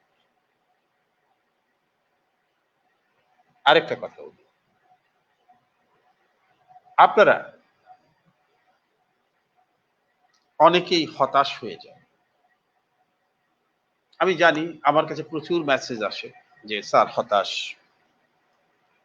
আমি পারবো না, পারছি না। কিন্তু আপনারা কি কখনো এটা ভেবেছেন, বা আমি কি কখনো ভেবেছি যে আমি যে পারবো না বলছি, তার আগে আসলে আমি কতটুকু চেষ্টা করেছি?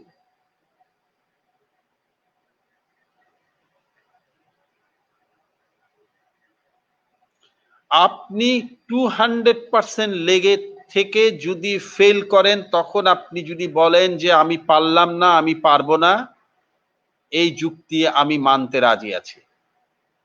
কিন্তু আপনি চেষ্টাই করলেন না, তারপরে এসে বললেন যে আমি পারলাম না, আমাকে বঞ্চিত করা হয়েছে, তার মানে আপনি অন্যকে অন্যায়ভাবে দোষারোপ করছেন।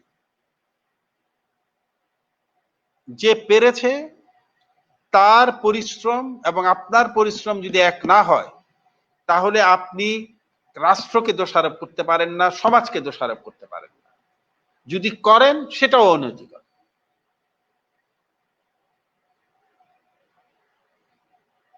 আপনারা যারা বিসিএস দেবেন তাদেরকে আমি সবসময় বলি যে বাংলাদেশে বিসিএস 4 লাখ পরীক্ষার্থী বলা হয়, টোটালি ফালতু কথা। দুইটা বাজে কথা লিস্ট কথা করতে বললে তার মধ্যে আমার এই কথাটা থাকবে, আমাকে যদি করতে বলা হয়। বাংলাদেশে 4 লাখ ছেলে মেয়ে বিসিএস পরীক্ষা, টোটালি বোগাস। আপনি বলতে পারেন স্যার 4 লাখ ছেলে মেয়ে ফর্ম ফিল আপ করে তারা 4 লাখ পরীক্ষা দেয় না? No, never. আসলে পরীক্ষা দেয় 40,000। কারণ এই 4 লাখ ছেলে মেয়ের মধ্যে 90% কোনো চেষ্টা করে না, আগেই ওয়াকবাদ দিয়ে দেয়, ভাবে আমাকে দিয়ে হবে না, ভাবে পরের বার দিব, ভাবে এবার বন্ধুর জন্য যাচ্ছি, ভাবে মাস্টার শেষ করে করব, এবার অনার্থী এমনি যাচ্ছে। 90% কিন্তু এটাকে সিরিয়াসলি নেয় না, 10% সিরিয়াসলি নেয়।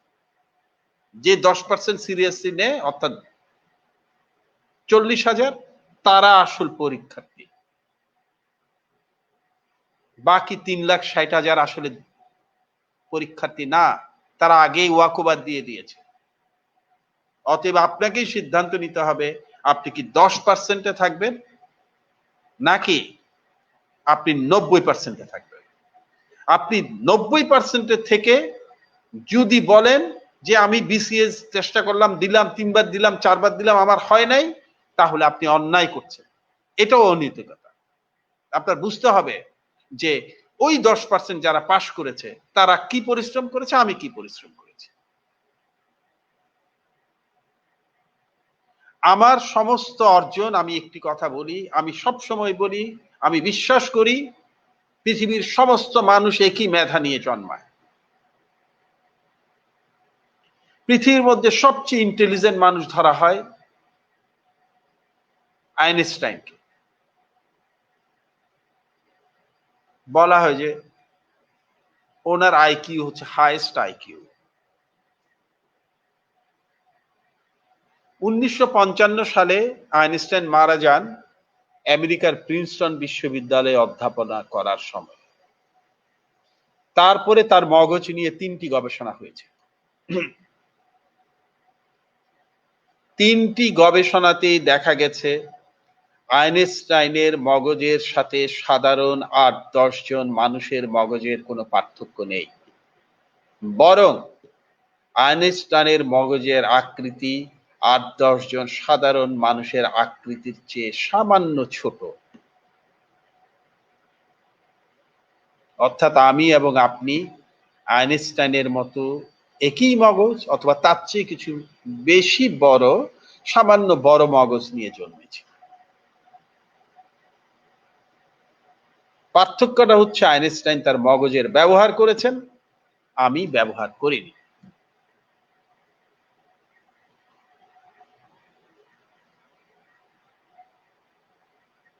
আপনি পরিশ্রম না করে যদি দায়ী করেন, সেটা অনৈতিক। দয়া করে পরিশ্রম না করে কাউকে দোষারোপ করবেন। মনে রাখবেন, জীবন হচ্ছে গানের মতো, সঙ্গীতের মতো। কখনো উঁচু স্বরে বাজবে, কখনো নিচু স্বরে বাজবে, কিন্তু শেষ বিচারে সঙ্গীত একটি মধুর বিষয়।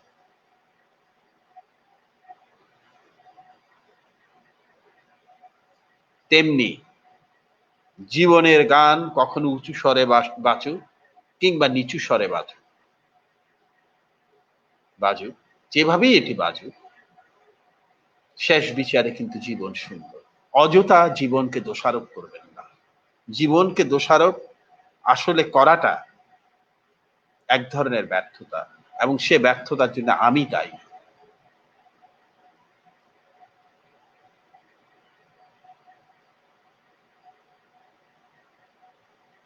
দয়া করে চেষ্টা করুন, লেগে থাকুন, হাল ছাড়বেন। দয়া করে হাল ছাড়বেন। হাল ছেড়ে দিলেন তো গেলেন।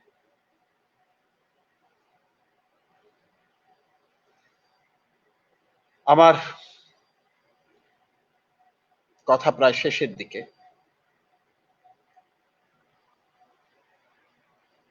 নৈতিকতার কথা বললাম, মূল্যবোধের কথা বললাম, সুশাসনের কথা বলে শেষ করি। সুশাসনটা কি?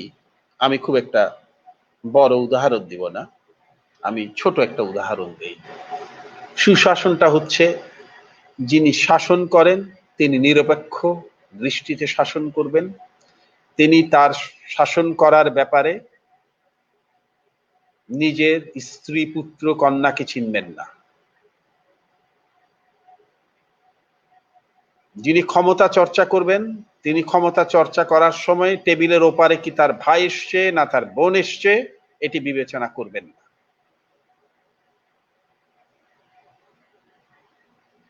তার কাছে সবাই সমান, কারণ প্রত্যেকটা চেয়ার একটা দায়িত্ব, এবং এই চেয়ার উপরওয়ালা সবাইকে দেয় না। যাদেরকে দেন তাদের কাছ থেকে তিনি আশা করেন যে এই দেওয়ার মূল্য সেই মানুষটি দেবেন। যদি না দেন তবে তার চেয়ে বড় অনৈতিক কাজ আর নেই।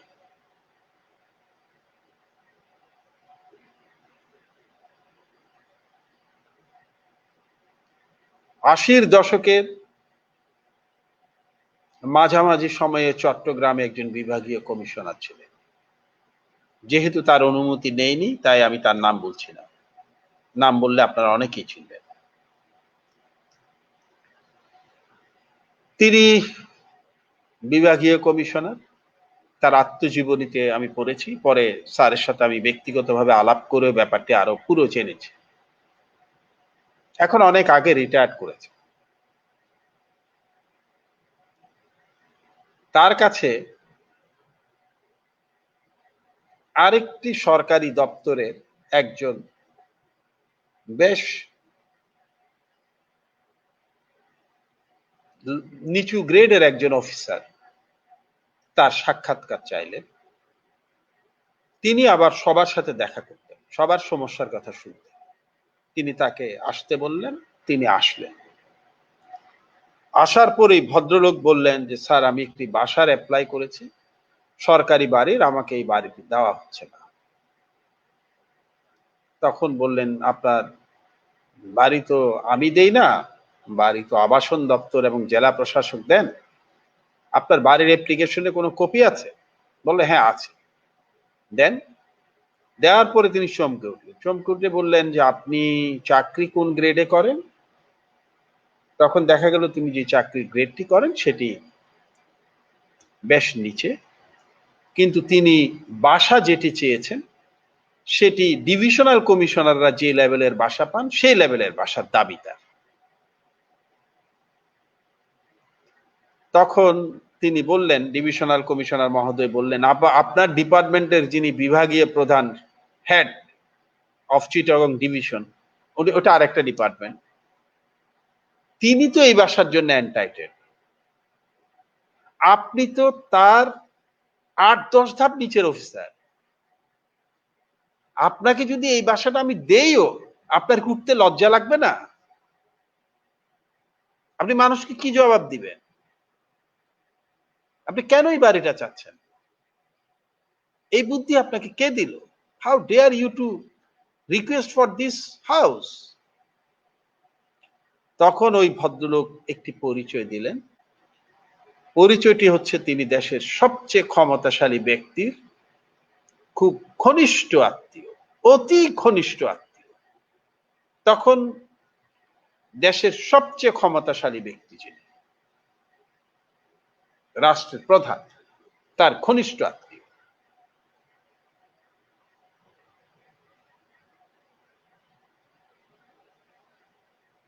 সেটার উপর ভিত্তি করে তিনি সেই বাংলো চাইলেন, যেই বাংলোটি তার বিভাগের ডিভিশনাল হেড অর্থাৎ জয়েন্ট সেক্রেটারি লেভেলের একজন অফিসার চাইতে পারেন সরকারি নিয়ম অনুযায়ী।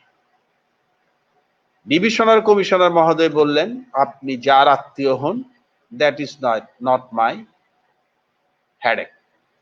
এই বাড়ি আপনাকে দেওয়ার প্রশ্নই আসে না। আপনি আপনার যোগ্যতা অনুযায়ী বাড়ির অ্যাপ্লাই করুন, আমি আপনাকে বাড়ি দিই। ভদ্রলোক খুব রাগ করে চলে গেলেন। তিনি চলে যাওয়ার পরপরই চট্টগ্রামের, তখন দেশে সামরিক আইন ছিল, চট্টগ্রামের তৎকালীন জিওসি ডিভিশনাল কমিশনার মহোদয়কে ফোন করলেন। ফোন করে বললেন, আপনি তো সর্বনাশ করেছেন। বললেন, কি সর্বনাশ করেছি? বললেন, আপনার কাছে অমুক গিয়েছিল? বলছে, হ্যাঁ গিয়েছিল, এসছিল তো। উনি কি একটি বাড়ি চেয়েছিল? হ্যাঁ চেয়েছিল তো। বাড়ি দেননি কেন? ওই বাড়ি উনি এন্টাইটেড না, ওই বাড়ি আমি কিভাবে ওনাকে দেই আইন ভেঙে? বললেন, আপনি সর্বনাশ করেছেন, এটা তো ঢাকা, এটা নিয়ে তোলপাড় হয়ে যাচ্ছে, আমি জানি না যে আপনার পরিণতি কি হবে।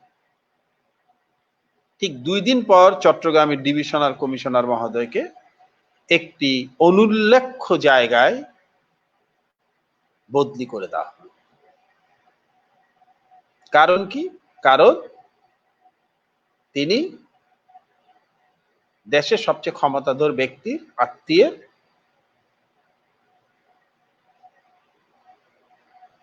অন্যায় অনুরোধ রাখেন। যাই হোক, তিনি বদলিটা মেনে নিলেন এবং তিনি প্রস্তুতি নিতে লাগলেন যাওয়ার জন্য। এর মধ্যে দেশে তো ভালো খারাপ সব ধরনের মানুষই থাকে। দেশের তৎকালীন সিভিল ব্যুরোক্রেসির প্রভাবশালী কিন্তু সৎ অংশটি এই অন্যায় বদলির তীব্র প্রতিবাদ করল ভেতরে ভেতরে। এটা তো খুব অন্যায় হয়েছে, ও তো কোনো অন্যায় করে নাই, তাকে কেন বদলি করা হবে? শেষ পর্যন্ত এটা গড়াতে গড়াতে এমন পর্যায়ে গেল যে শেষ পর্যন্ত এই বদলির আদেশ স্থগিত করতে আদেশ এলো, তার অন্যায় বদলিটা স্থগিত, তিনি চট্টগ্রামের ডিভিশনাল কমিশনার পদে থাকবেন।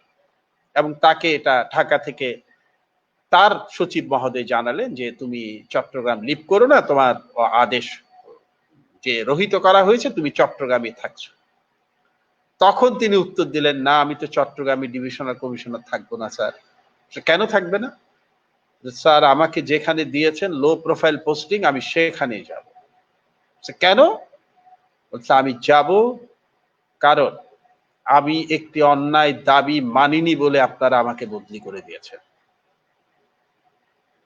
তখন আপনারা একবারও বিবেচনা করেন নাই যে এই ভদ্রলোক তো কোনো অন্যায় করেননি, তিনি ন্যায্যত সিদ্ধান্ত দিয়েছেন। সেটি না ভেবে শুধু উপর মহলের চাপে আপনারা আমাকে বদলি করে দিয়েছেন। আবার যখন শুভাকাঙ্ক্ষীরা এটা নিয়ে প্রতিক্রিয়া ব্যক্ত করলো, তখন আপনারা তা স্থগিত করলেন। কিন্তু এটা তো ঠিক, আপনারা আমার ন্যায় কাজটিকে ঠিক সময়ে সমর্থন করেন নাই, তাই আমি আপনার এই বদলির রহিত করার আদেশ শুনব না। আমি চট্টগ্রামের ডিভিশনাল কমিশনার পদে থাকব না। এটাই হচ্ছে একজন সুশাসকের বৈশিষ্ট্য। আমাদের একজন কমিশনার ছিলেন, আমরা তাকে যখন যোগদান করি আমরা তাকে পেয়েছি।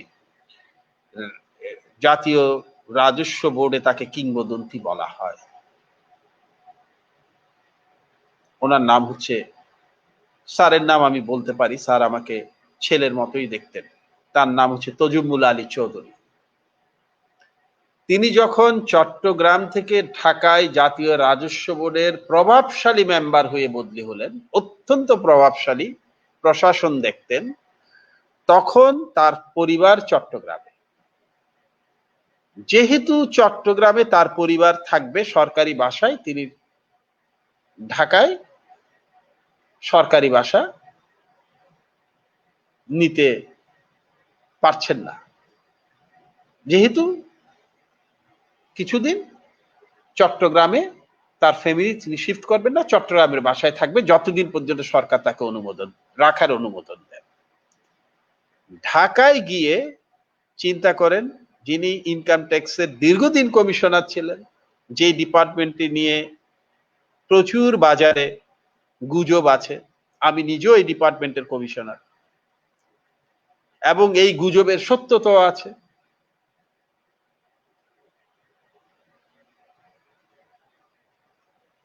সেই ডিপার্টমেন্টের সমস্ত কমিশনারকে নিয়ন্ত্রণ করবেন যে সদস্য জাতীয় রাজস্ব বোর্ডের, এবং তিনি গ্রেড 1 সচিব সদস্য ছিলেন, মানে সচিব পদমর্যাদার সদস্য।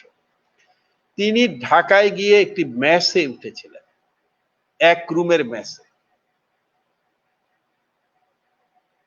যেই মেসে আবার ফ্যান ছিল না, কারণ স্যারের ফ্যান কেনার ক্ষমতা ছিল না। আপনারা সবাই বুদ্ধিমান। সুশাসন বলতে কি বুঝায়? টিএ চৌধুরী স্যারের মেসে উঠা, বাসায় ফ্যান না থাকা, যেখানে ফ্যান বললে ফ্যান কোম্পানি পুরোটা বাড়িতে হাজির হয়,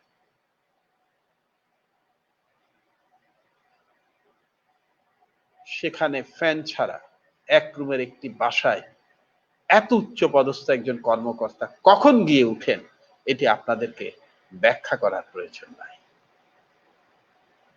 আরেকজন ভদ্রলোক, তিনি হোম সেক্রেটারি ছিলেন, তার বাসায় একবার গিয়েছিলাম, দেখি তার ছেলে, আমি ঢাকায় তখন, তার ছেলে চট্টগ্রাম আসবে।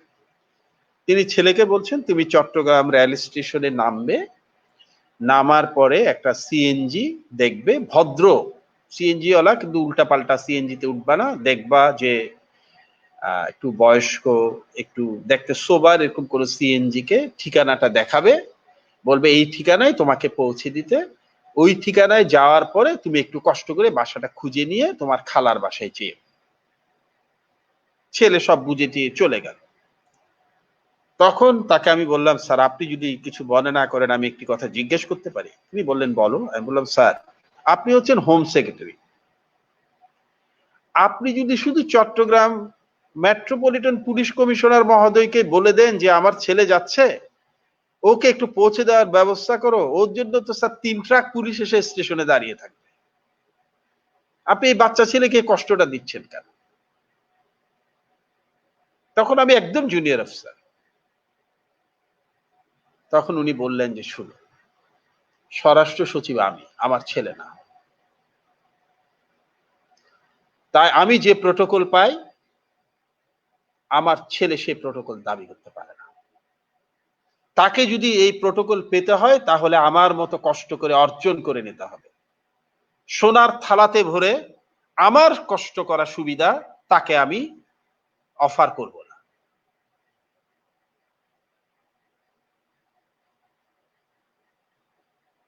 তাকে কষ্ট করতে হবে। সে স্বরাষ্ট্র সচিব না, আমি স্বরাষ্ট্র সচিব।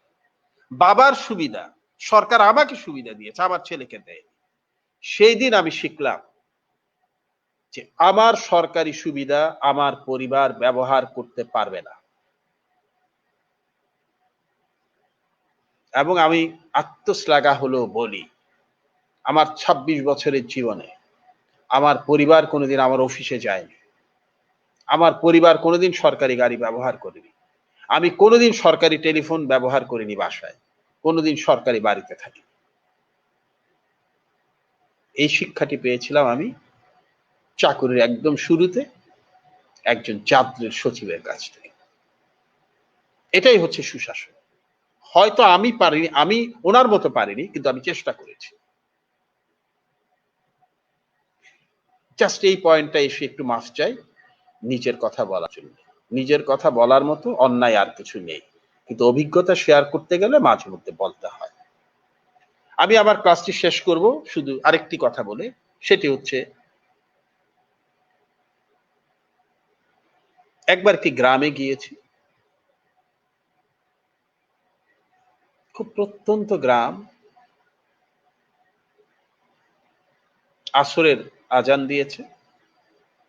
গ্রামের মধ্যে একটি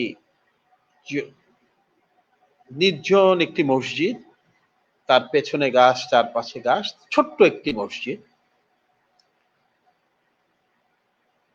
আসরের আজান দিয়েছে। পরিবেশটা এমন, নিজেকে শুধু সমর্পণ করে দিতে ইচ্ছা করে উপরওয়ালার কাছে। সে মসজিদে গিয়ে নামাজ পড়লাম। মুসল্লি খুব কম। একজন ইমাম সাহেব আছেন, একটু বয়স্ক কিন্তু সৌম্য মূর্তি। নামাজ পড়া শেষ করলাম। চলে আসার সময়, যখন চলে আসবো, ইমাম সাহেব আমাকে বললেন যে আপনাকে তো চিনলাম না, আপনি তো এই গ্রামের না বোধহয়। আমি বললাম, না হুজুর, আমি আসলে এই গ্রামে বেড়াতে এসেছি।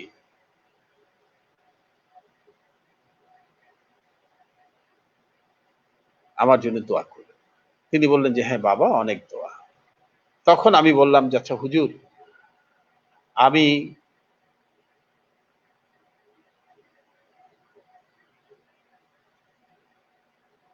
আপনার এই মসজিদে নামাজ পড়লাম, আপনার সাথে হয়তো কোনোদিন আমার দেখা হবে না। আপনি কি আমাকে কোনো উপদেশ দিতে পারেন? এটা আমি সবসময় করি। যাদেরকে আমার ভালো লাগে তাদেরকে আমি বলি যে আমাকে একটি কথা বলুন যেটা আমি সবসময় মনে রাখবো। তিনি হেসে বললেন যে বাবা, আমি খুব সাধারণ মানুষ, আমি কি বলবো? আমি বললাম হুজুর, আপনি তো দীর্ঘ জীবন কাটিয়েছেন, আপনার এই জীবনের অভিজ্ঞতা থেকে বলুন। তখন তিনি সূরা আল ইমরান থেকে বললেন, তিনি সে আল্লাহ যিনি তোমাদের আকৃতি গঠন করেন তোমাদের মায়ের গর্ভে। তিনি সে আল্লাহ যিনি তোমাদের আকৃতি গঠন করেন তোমাদের মায়ের গর্ভে, যেমন আকৃতি তিনি গঠন করতে চেয়েছেন। তারপর বললেন, মায়ের গর্ভে আপনার যে শুদ্ধতা ছিল, যে পবিত্রতা ছিল, যে পাপহীনতা ছিল, সেটাই হচ্ছে আত্মার শুদ্ধতা। পৃথিবীর সব মানুষ এরকম শুদ্ধ আত্মা নিয়েই জন্মায়, কিন্তু দুর্ভাগ্য হচ্ছে বয়সকালে আমরা এই আত্মার শুদ্ধতা হারিয়ে ফেলি। এর চেয়ে বড় দুর্ভাগ্য আর কিছু নাই। এই আত্মার শুদ্ধতা হারিয়ে ফেলাটাই হচ্ছে অনৈতিকতা। আত্মার শুদ্ধতা ধরে রাখাটাই হচ্ছে নৈতিকতা। আপনারা সবাই ভালো থাকবেন, এবং আমি বিদায় নেব। বিদায় নেওয়ার আগে আমি একটি কথা বলি, আসুন প্রতিজ্ঞা করি যে আমি যে স্বপ্ন দেখেছি সে স্বপ্ন কখনোই বদলাবো না। আমি আমার স্বপ্ন কখনোই বদলাবো না। আমি যেটি করব সেটি হচ্ছে সে স্বপ্ন অর্জনের জন্য আমাকে বদলে ফেলব, আমার নিজেকে বদলে ফেলব, কিন্তু আমার স্বপ্ন আমি বদলাবো না। Please, if you fall, fall forward, not backward. আছাড় যদি খেতে হয় সামনের দিকে আছাড় খান, পেছনের দিকে নয়। আসুন মায়া ছড়ান, মায়ার চেয়ে মূল্যবান আর কিছু নেই। ধন্যবাদ। ধন্যবাদ স্যার। হ্যাঁ, স্যার শুনতে আমাকে পাচ্ছি। শুনতে পাচ্ছেন? অসাধারণ স্যার। আমি পুরো আমাদের হলো কি 1 ঘন্টা 30 মিনিট পুরো আলোচনাটাই শুনেছি। আলহামদুলিল্লাহ, আমি আমি নিজেই ফরচুনেটেড মনে করতেছি এই ক্লাসটা করার পরে। অসাধারণ উদাহরণগুলো আপনি যদি স্যার সময় হয় তাহলে কোনো এক সময় আমাদের ভাইদের বোনদের কমেন্টসগুলোর দিকে একটু তাকাবেন, তাহলে বুঝতে পারবেন ওদের আচ্ছা, ফিলিংসটা আচ্ছা, আচ্ছা। এবং ওদের রিয়াকশনসটা। তো অসাধারণ স্যার। এটা নৈতিকতা, মূল্যবোধ, সুশাসনের উপর এখানে যারা ছিলেন, যারা কমেন্ট করেছেন, অনেকেই বলেছেন এটা আসলে ভিন্নভাবে। আপনি তো বলতে চেয়েছেন যে এটা আসলে একটা মোটিভেশনাল। এটা আসলে আমরা যারা পরীক্ষায় পার্টিসিপেট করবে, আমাদের বন্ধুরা, আমাদের ভাই বোনেরা, এবং মার্চ ফরওয়ার্ডের যে উদ্দেশ্য, মার্চ ফরওয়ার্ডের যে সুপ্ত বাসনা, যেটা প্রকাশ করা হয়েছে আমাদের 25 আগস্ট উদ্বোধনের মাধ্যমে,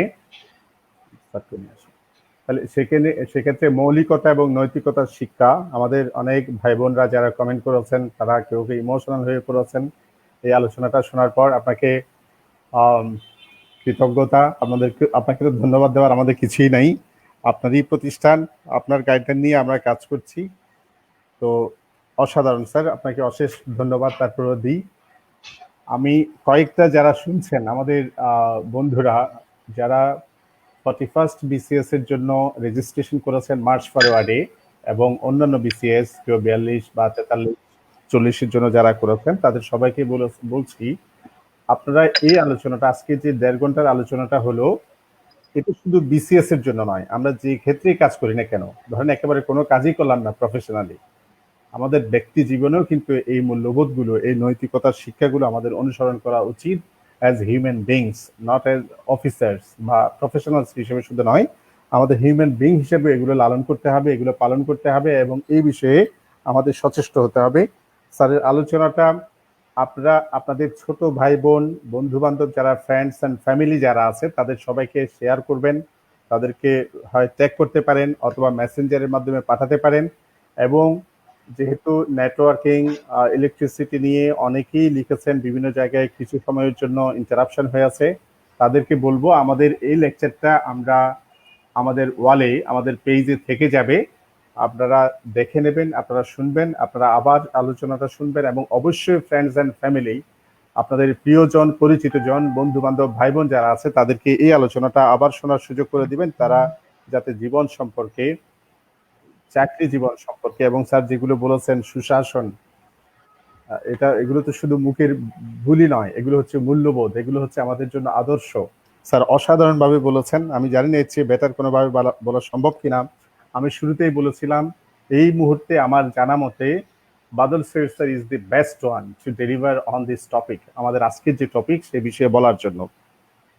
তো যাই হোক, আমরা 1.5 ঘন্টার একটা লম্বা সময় আমরা ক্লাস করেছি, যদিও সময়টা কোন দিকে চলে গেছে বুঝতেই পারি নাই। আমি যারা মার্চ ফরওয়ার্ডের রেজিস্টার্ড মেম্বার্স যারা শুনছেন, এবং যারা বাইরেরও আমাদের শুভাকাঙ্ক্ষী বন্ধুরা শুনছেন, তাদের সবার জন্য ছোট্ট কয়েকটা ডিক্লারেশন দিয়ে আমি আজকের আলোচনাটার ইতি টানবো এখানে। আমি একটু বলে দিতে চাই, যাদের সম্ভব আপনারা যখন ক্লাস করবেন, মার্চ ফরওয়ার্ডে ক্লাস করতে আসবেন, আমাদের লাইভ ক্লাস বা আমরা জুম অ্যাপস, যে অ্যাপসগুলো ইউজ করে ক্লাস নিই, আমরা আপনাদেরকে টাইম টু টাইম জানিয়ে রাখবো। আপনারা অবশ্যই কাগজ কলম নিয়ে বসবেন, যেখানে প্রয়োজনীয় আছে ইনফরমেশনগুলো নিয়ে রাখবেন, যাতে আপনার সুবিধা হয়। নোটিফিকেশন দিলে সেগুলো আমরা আমাদের পেজে ডিক্লারেশন হিসেবে রাখবো, এরপরও আপনি নিজে নোট নেবেন, এটাতে আপনার জন্য সুবিধা হবে।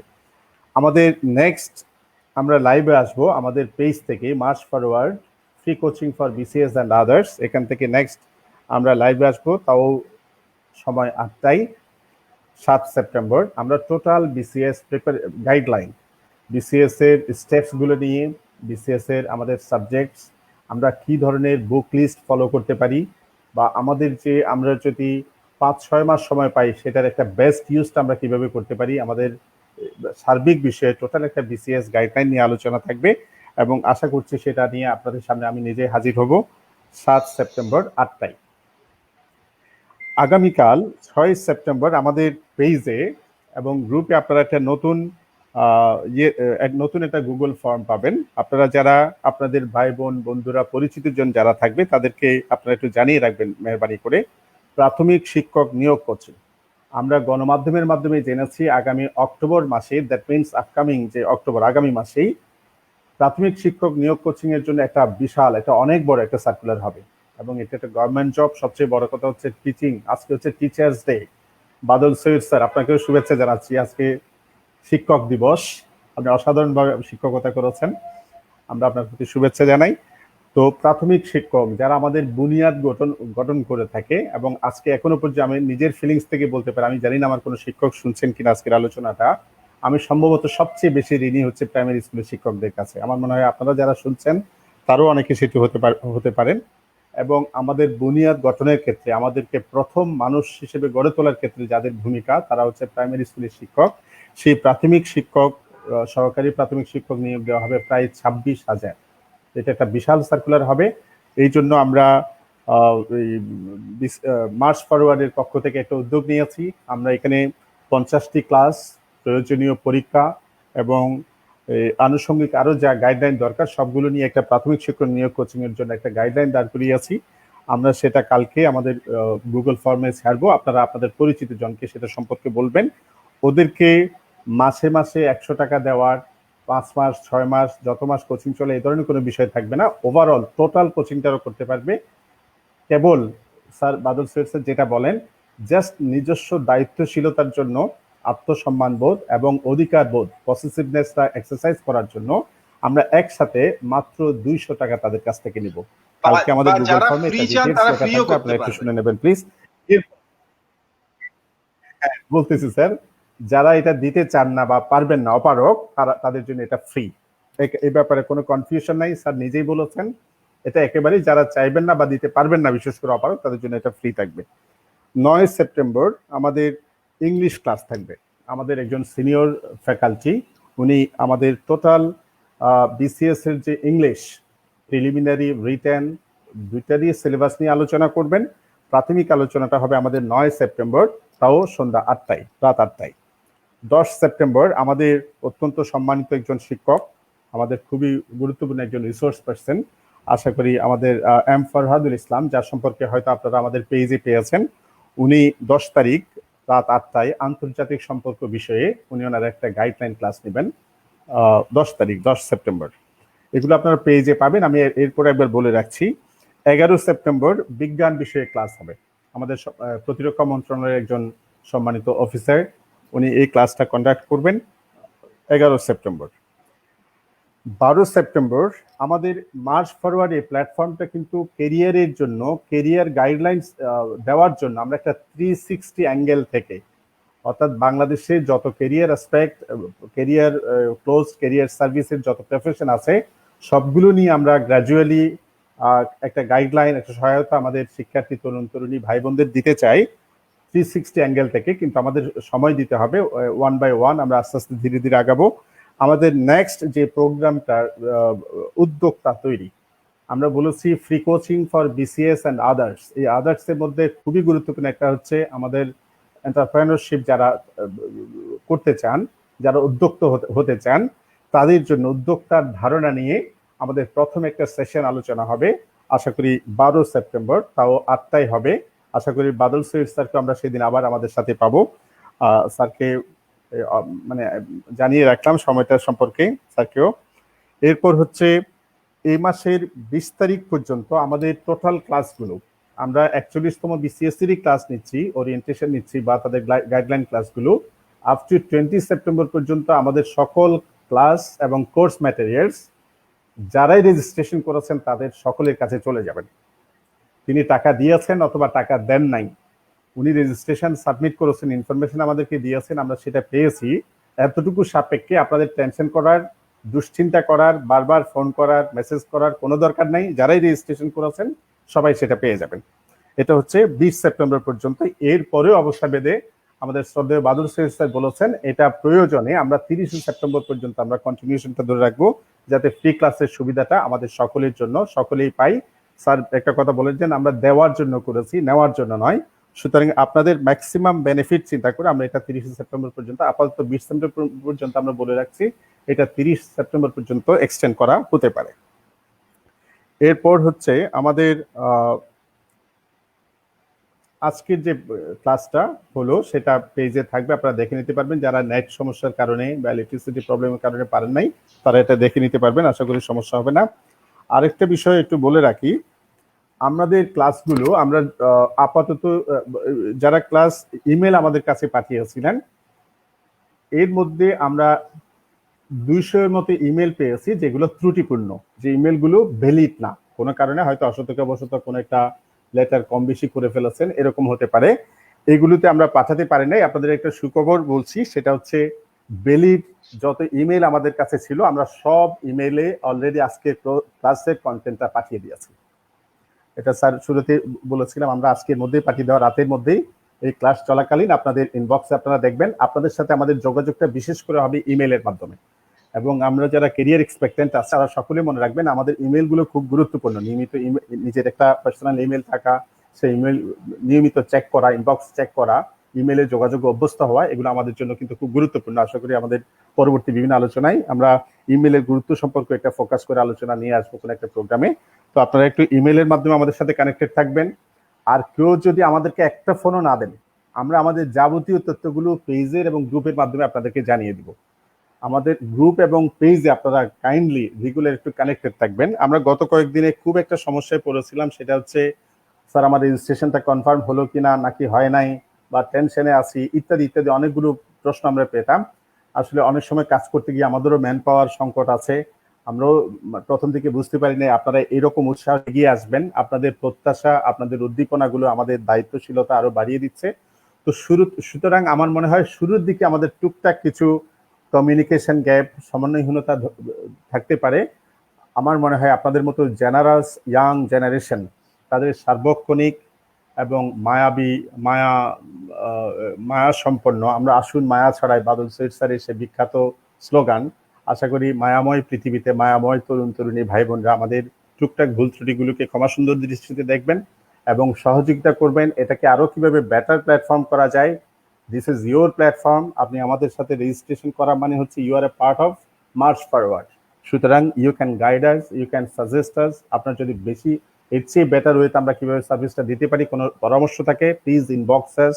আমাদের একটা যোগাযোগ নাম্বার আছে, সেখানে যদি আপনারা কোনো ইনবক্স করেন, আমরা ফোনে সবসময় ধরতে না পারলেও ইনবক্স থাকলে সেটা আমরা বাদল সৈয়দ স্যার এবং আমরা নিজেরা এগুলো পড়ি এবং যেখানে প্রয়োজনীয় থাকবে সেগুলো নিয়ে আমরা কাজ করব। আমাদের বেটারমেন্টের কোনো পরামর্শ থাকলে সেগুলো নিয়েও আমরা হয়তো ওভারনাইট অনেকগুলো সমাধান করতে পারবো না, কিন্তু গ্র্যাজুয়ালি আমরা ইনশাআল্লাহ এগুলো ডেভেলপ করে নেব। তো আপাতত এতটুকুই। আমি যে বিষয়গুলো এখানে বললাম সেগুলো সম্পর্কেও আমরা আমাদের পেজে ধারাবাহিকভাবে আপনাদেরকে আপডেট রাখবো। আপনারা আমাদের পেজের সাথে সম্পৃক্ত থাকবেন। আর আজকের ক্লাস কেমন হলো আপনারা আপনাদের কমেন্টের মাধ্যমে জানাবেন, ইনবক্সে আমাদেরকে জানাবেন। আর আপনাদের কোনো সাজেশন থাকলে জানাবেন। আপনাদের সকলকে ধন্যবাদ, আপনারা প্রায় 2.5 ঘন্টা সময় আমাদের সাথে ছিলেন। আশা করি ভবিষ্যতের ক্লাসগুলো আপনাদের জন্য, আমরা শুধু আসলে ধুমধারাক্কা একটা ক্লাস নেওয়া, কোচিং অর্থে কোচিং না, আমরা একটা গ্রুমিং, আপনাকে আপনার উদ্দেশ্যের দিকে, আপনার উদ্দেশ্য অভিপ্রায়ে অভিমুখে আমরা আপনাদেরকে আসলে নিয়ে যেতে চাই। সুতরাং আমরা গ্রুমিং কাজটাকে অনেক বেশি গুরুত্ব দিব, যে আপনাকে তৈরি করা এবং আমরা নিজেরা বেশি পড়ানো নয়, আপনাদেরকে পড়তে অভ্যস্ত করা, আপনাদেরকে শিক্ষা এবং প্রশিক্ষণ এগুলোর ব্যাপারে আপনাদের নিজেদের মধ্যে গুরুত্ব তৈরি করাটাই আমাদের মূল কাজ থাকবে। তো আশা করি বাদল সৈয়দ স্যার আর কিছু বলবেন? না, আমার কিছু বলার নেই। আমি ছোট্ট শুধু একটু বলি যে সবাই এতক্ষণ থাকার জন্য আমি অভিভূত। সবাই আমাকে শ্রদ্ধা জানাচ্ছেন, আমি অভিভূত। আমি শিক্ষক সেই অর্থে না, কিন্তু শিক্ষক দিবসের শুভেচ্ছা জানাচ্ছেন। আমি খুবই আনন্দিত যে এতগুলো ছেলে মেয়ে আমাকে শিক্ষক হিসাবে সম্মান জানাচ্ছেন। আমি কিছুটা আসলে ইমোশনালও। আপনারা দোয়া করবেন। আমি একটা কথা বলি যে মাঝে মধ্যে পেজে আমি একটু কিন্তু রুড হই, সেটা আমি বাবা হিসেবে হই, কারণ এখানে যারা আছে সবাইকে আমি আমার বাচ্চার মতো মনে করি। সেই কারণে আমি মাঝে মধ্যে একটু শাসন করি। এটা সবাই ক্ষমা সুন্দর দৃষ্টিতে দেখবেন।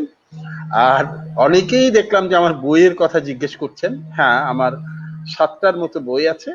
এগুলো আপনারা রকমারিতে গেলেই পাবেন। রকমারিতে ওয়েবসাইটে গিয়ে যদি আপনারা বাদল সিট সার্চ দেন তাহলেই পেয়ে যাবেন। বাংলায় দিলে আরো ভালো সার্চটা পেয়ে যাবেন। তবে আমি আমাদের এডমিন যারা আছে তাদেরকে একটু অনুরোধ করি, যেহেতু প্রচুর রিকোয়েস্ট আমি দেখতে পাচ্ছি বইয়ের ব্যাপারে, তারা যদি রকমারির লিঙ্কটা আমাদের পেজ বা গ্রুপে দিয়ে দেন তাহলে ভালো হয়। যে কারণ আসলে সবাইকে আলাদা উত্তর দেওয়া আমার পক্ষে সম্ভব না। স্যার আর যারা অনেস্টলি যোগাযোগ করতে পারে মনে হয়, আর অনেস্টলি যোগাযোগ। রকমারিটা দেওয়াটা ইজি, কারণ অনেস্টি সব নাই, রকমারিতে সব আছে। আচ্ছা আচ্ছা, হুম হুম হ্যাঁ, অনেস্টে, কারণ অনেস্টে গুলো শেষ হয়ে গেছে, আমি যদ্দূর জানি ওদেরকে আবার কালেক্ট করতে হবে। রকমারিতে আছে, আর রকমারি আচ্ছা, ইজি হবে ওদের জন্য, বিশেষ করে ঢাকায় টাকায় যারা আছে। আচ্ছা। আর আমার আরেকটা অনুরোধ থাকবে, এই বক্তৃতাটা আপনারা যদি উপভোগ করে থাকেন আমি কৃতজ্ঞ, কারণ এই বক্তৃতাটার মধ্যে আসলে উপদেশই ছিল, মানুষ উপদেশ পছন্দ করে না, আপনারা পছন্দ করেছেন, তাই আমি অনেক কৃতজ্ঞ। অনেক অনেক ধন্যবাদ। ধন্যবাদ স্যার, আপনাকে শুভেচ্ছা জানাই। এরপর যারা শুনছেন, আমাদের বিসিএস এক্সপেক্টেন্ট যারা আছেন তাদের শুভেচ্ছা জানাই। আজকের মতো এখানেই শেষ। ইনশাআল্লাহ সামনে আরো কথা হবে, আরো শেয়ারিং হবে। ধন্যবাদ সবাইকে। আসসালামু আলাইকুম। আসসালামু আলাইকুম। হুম হুম হুম, চলুন।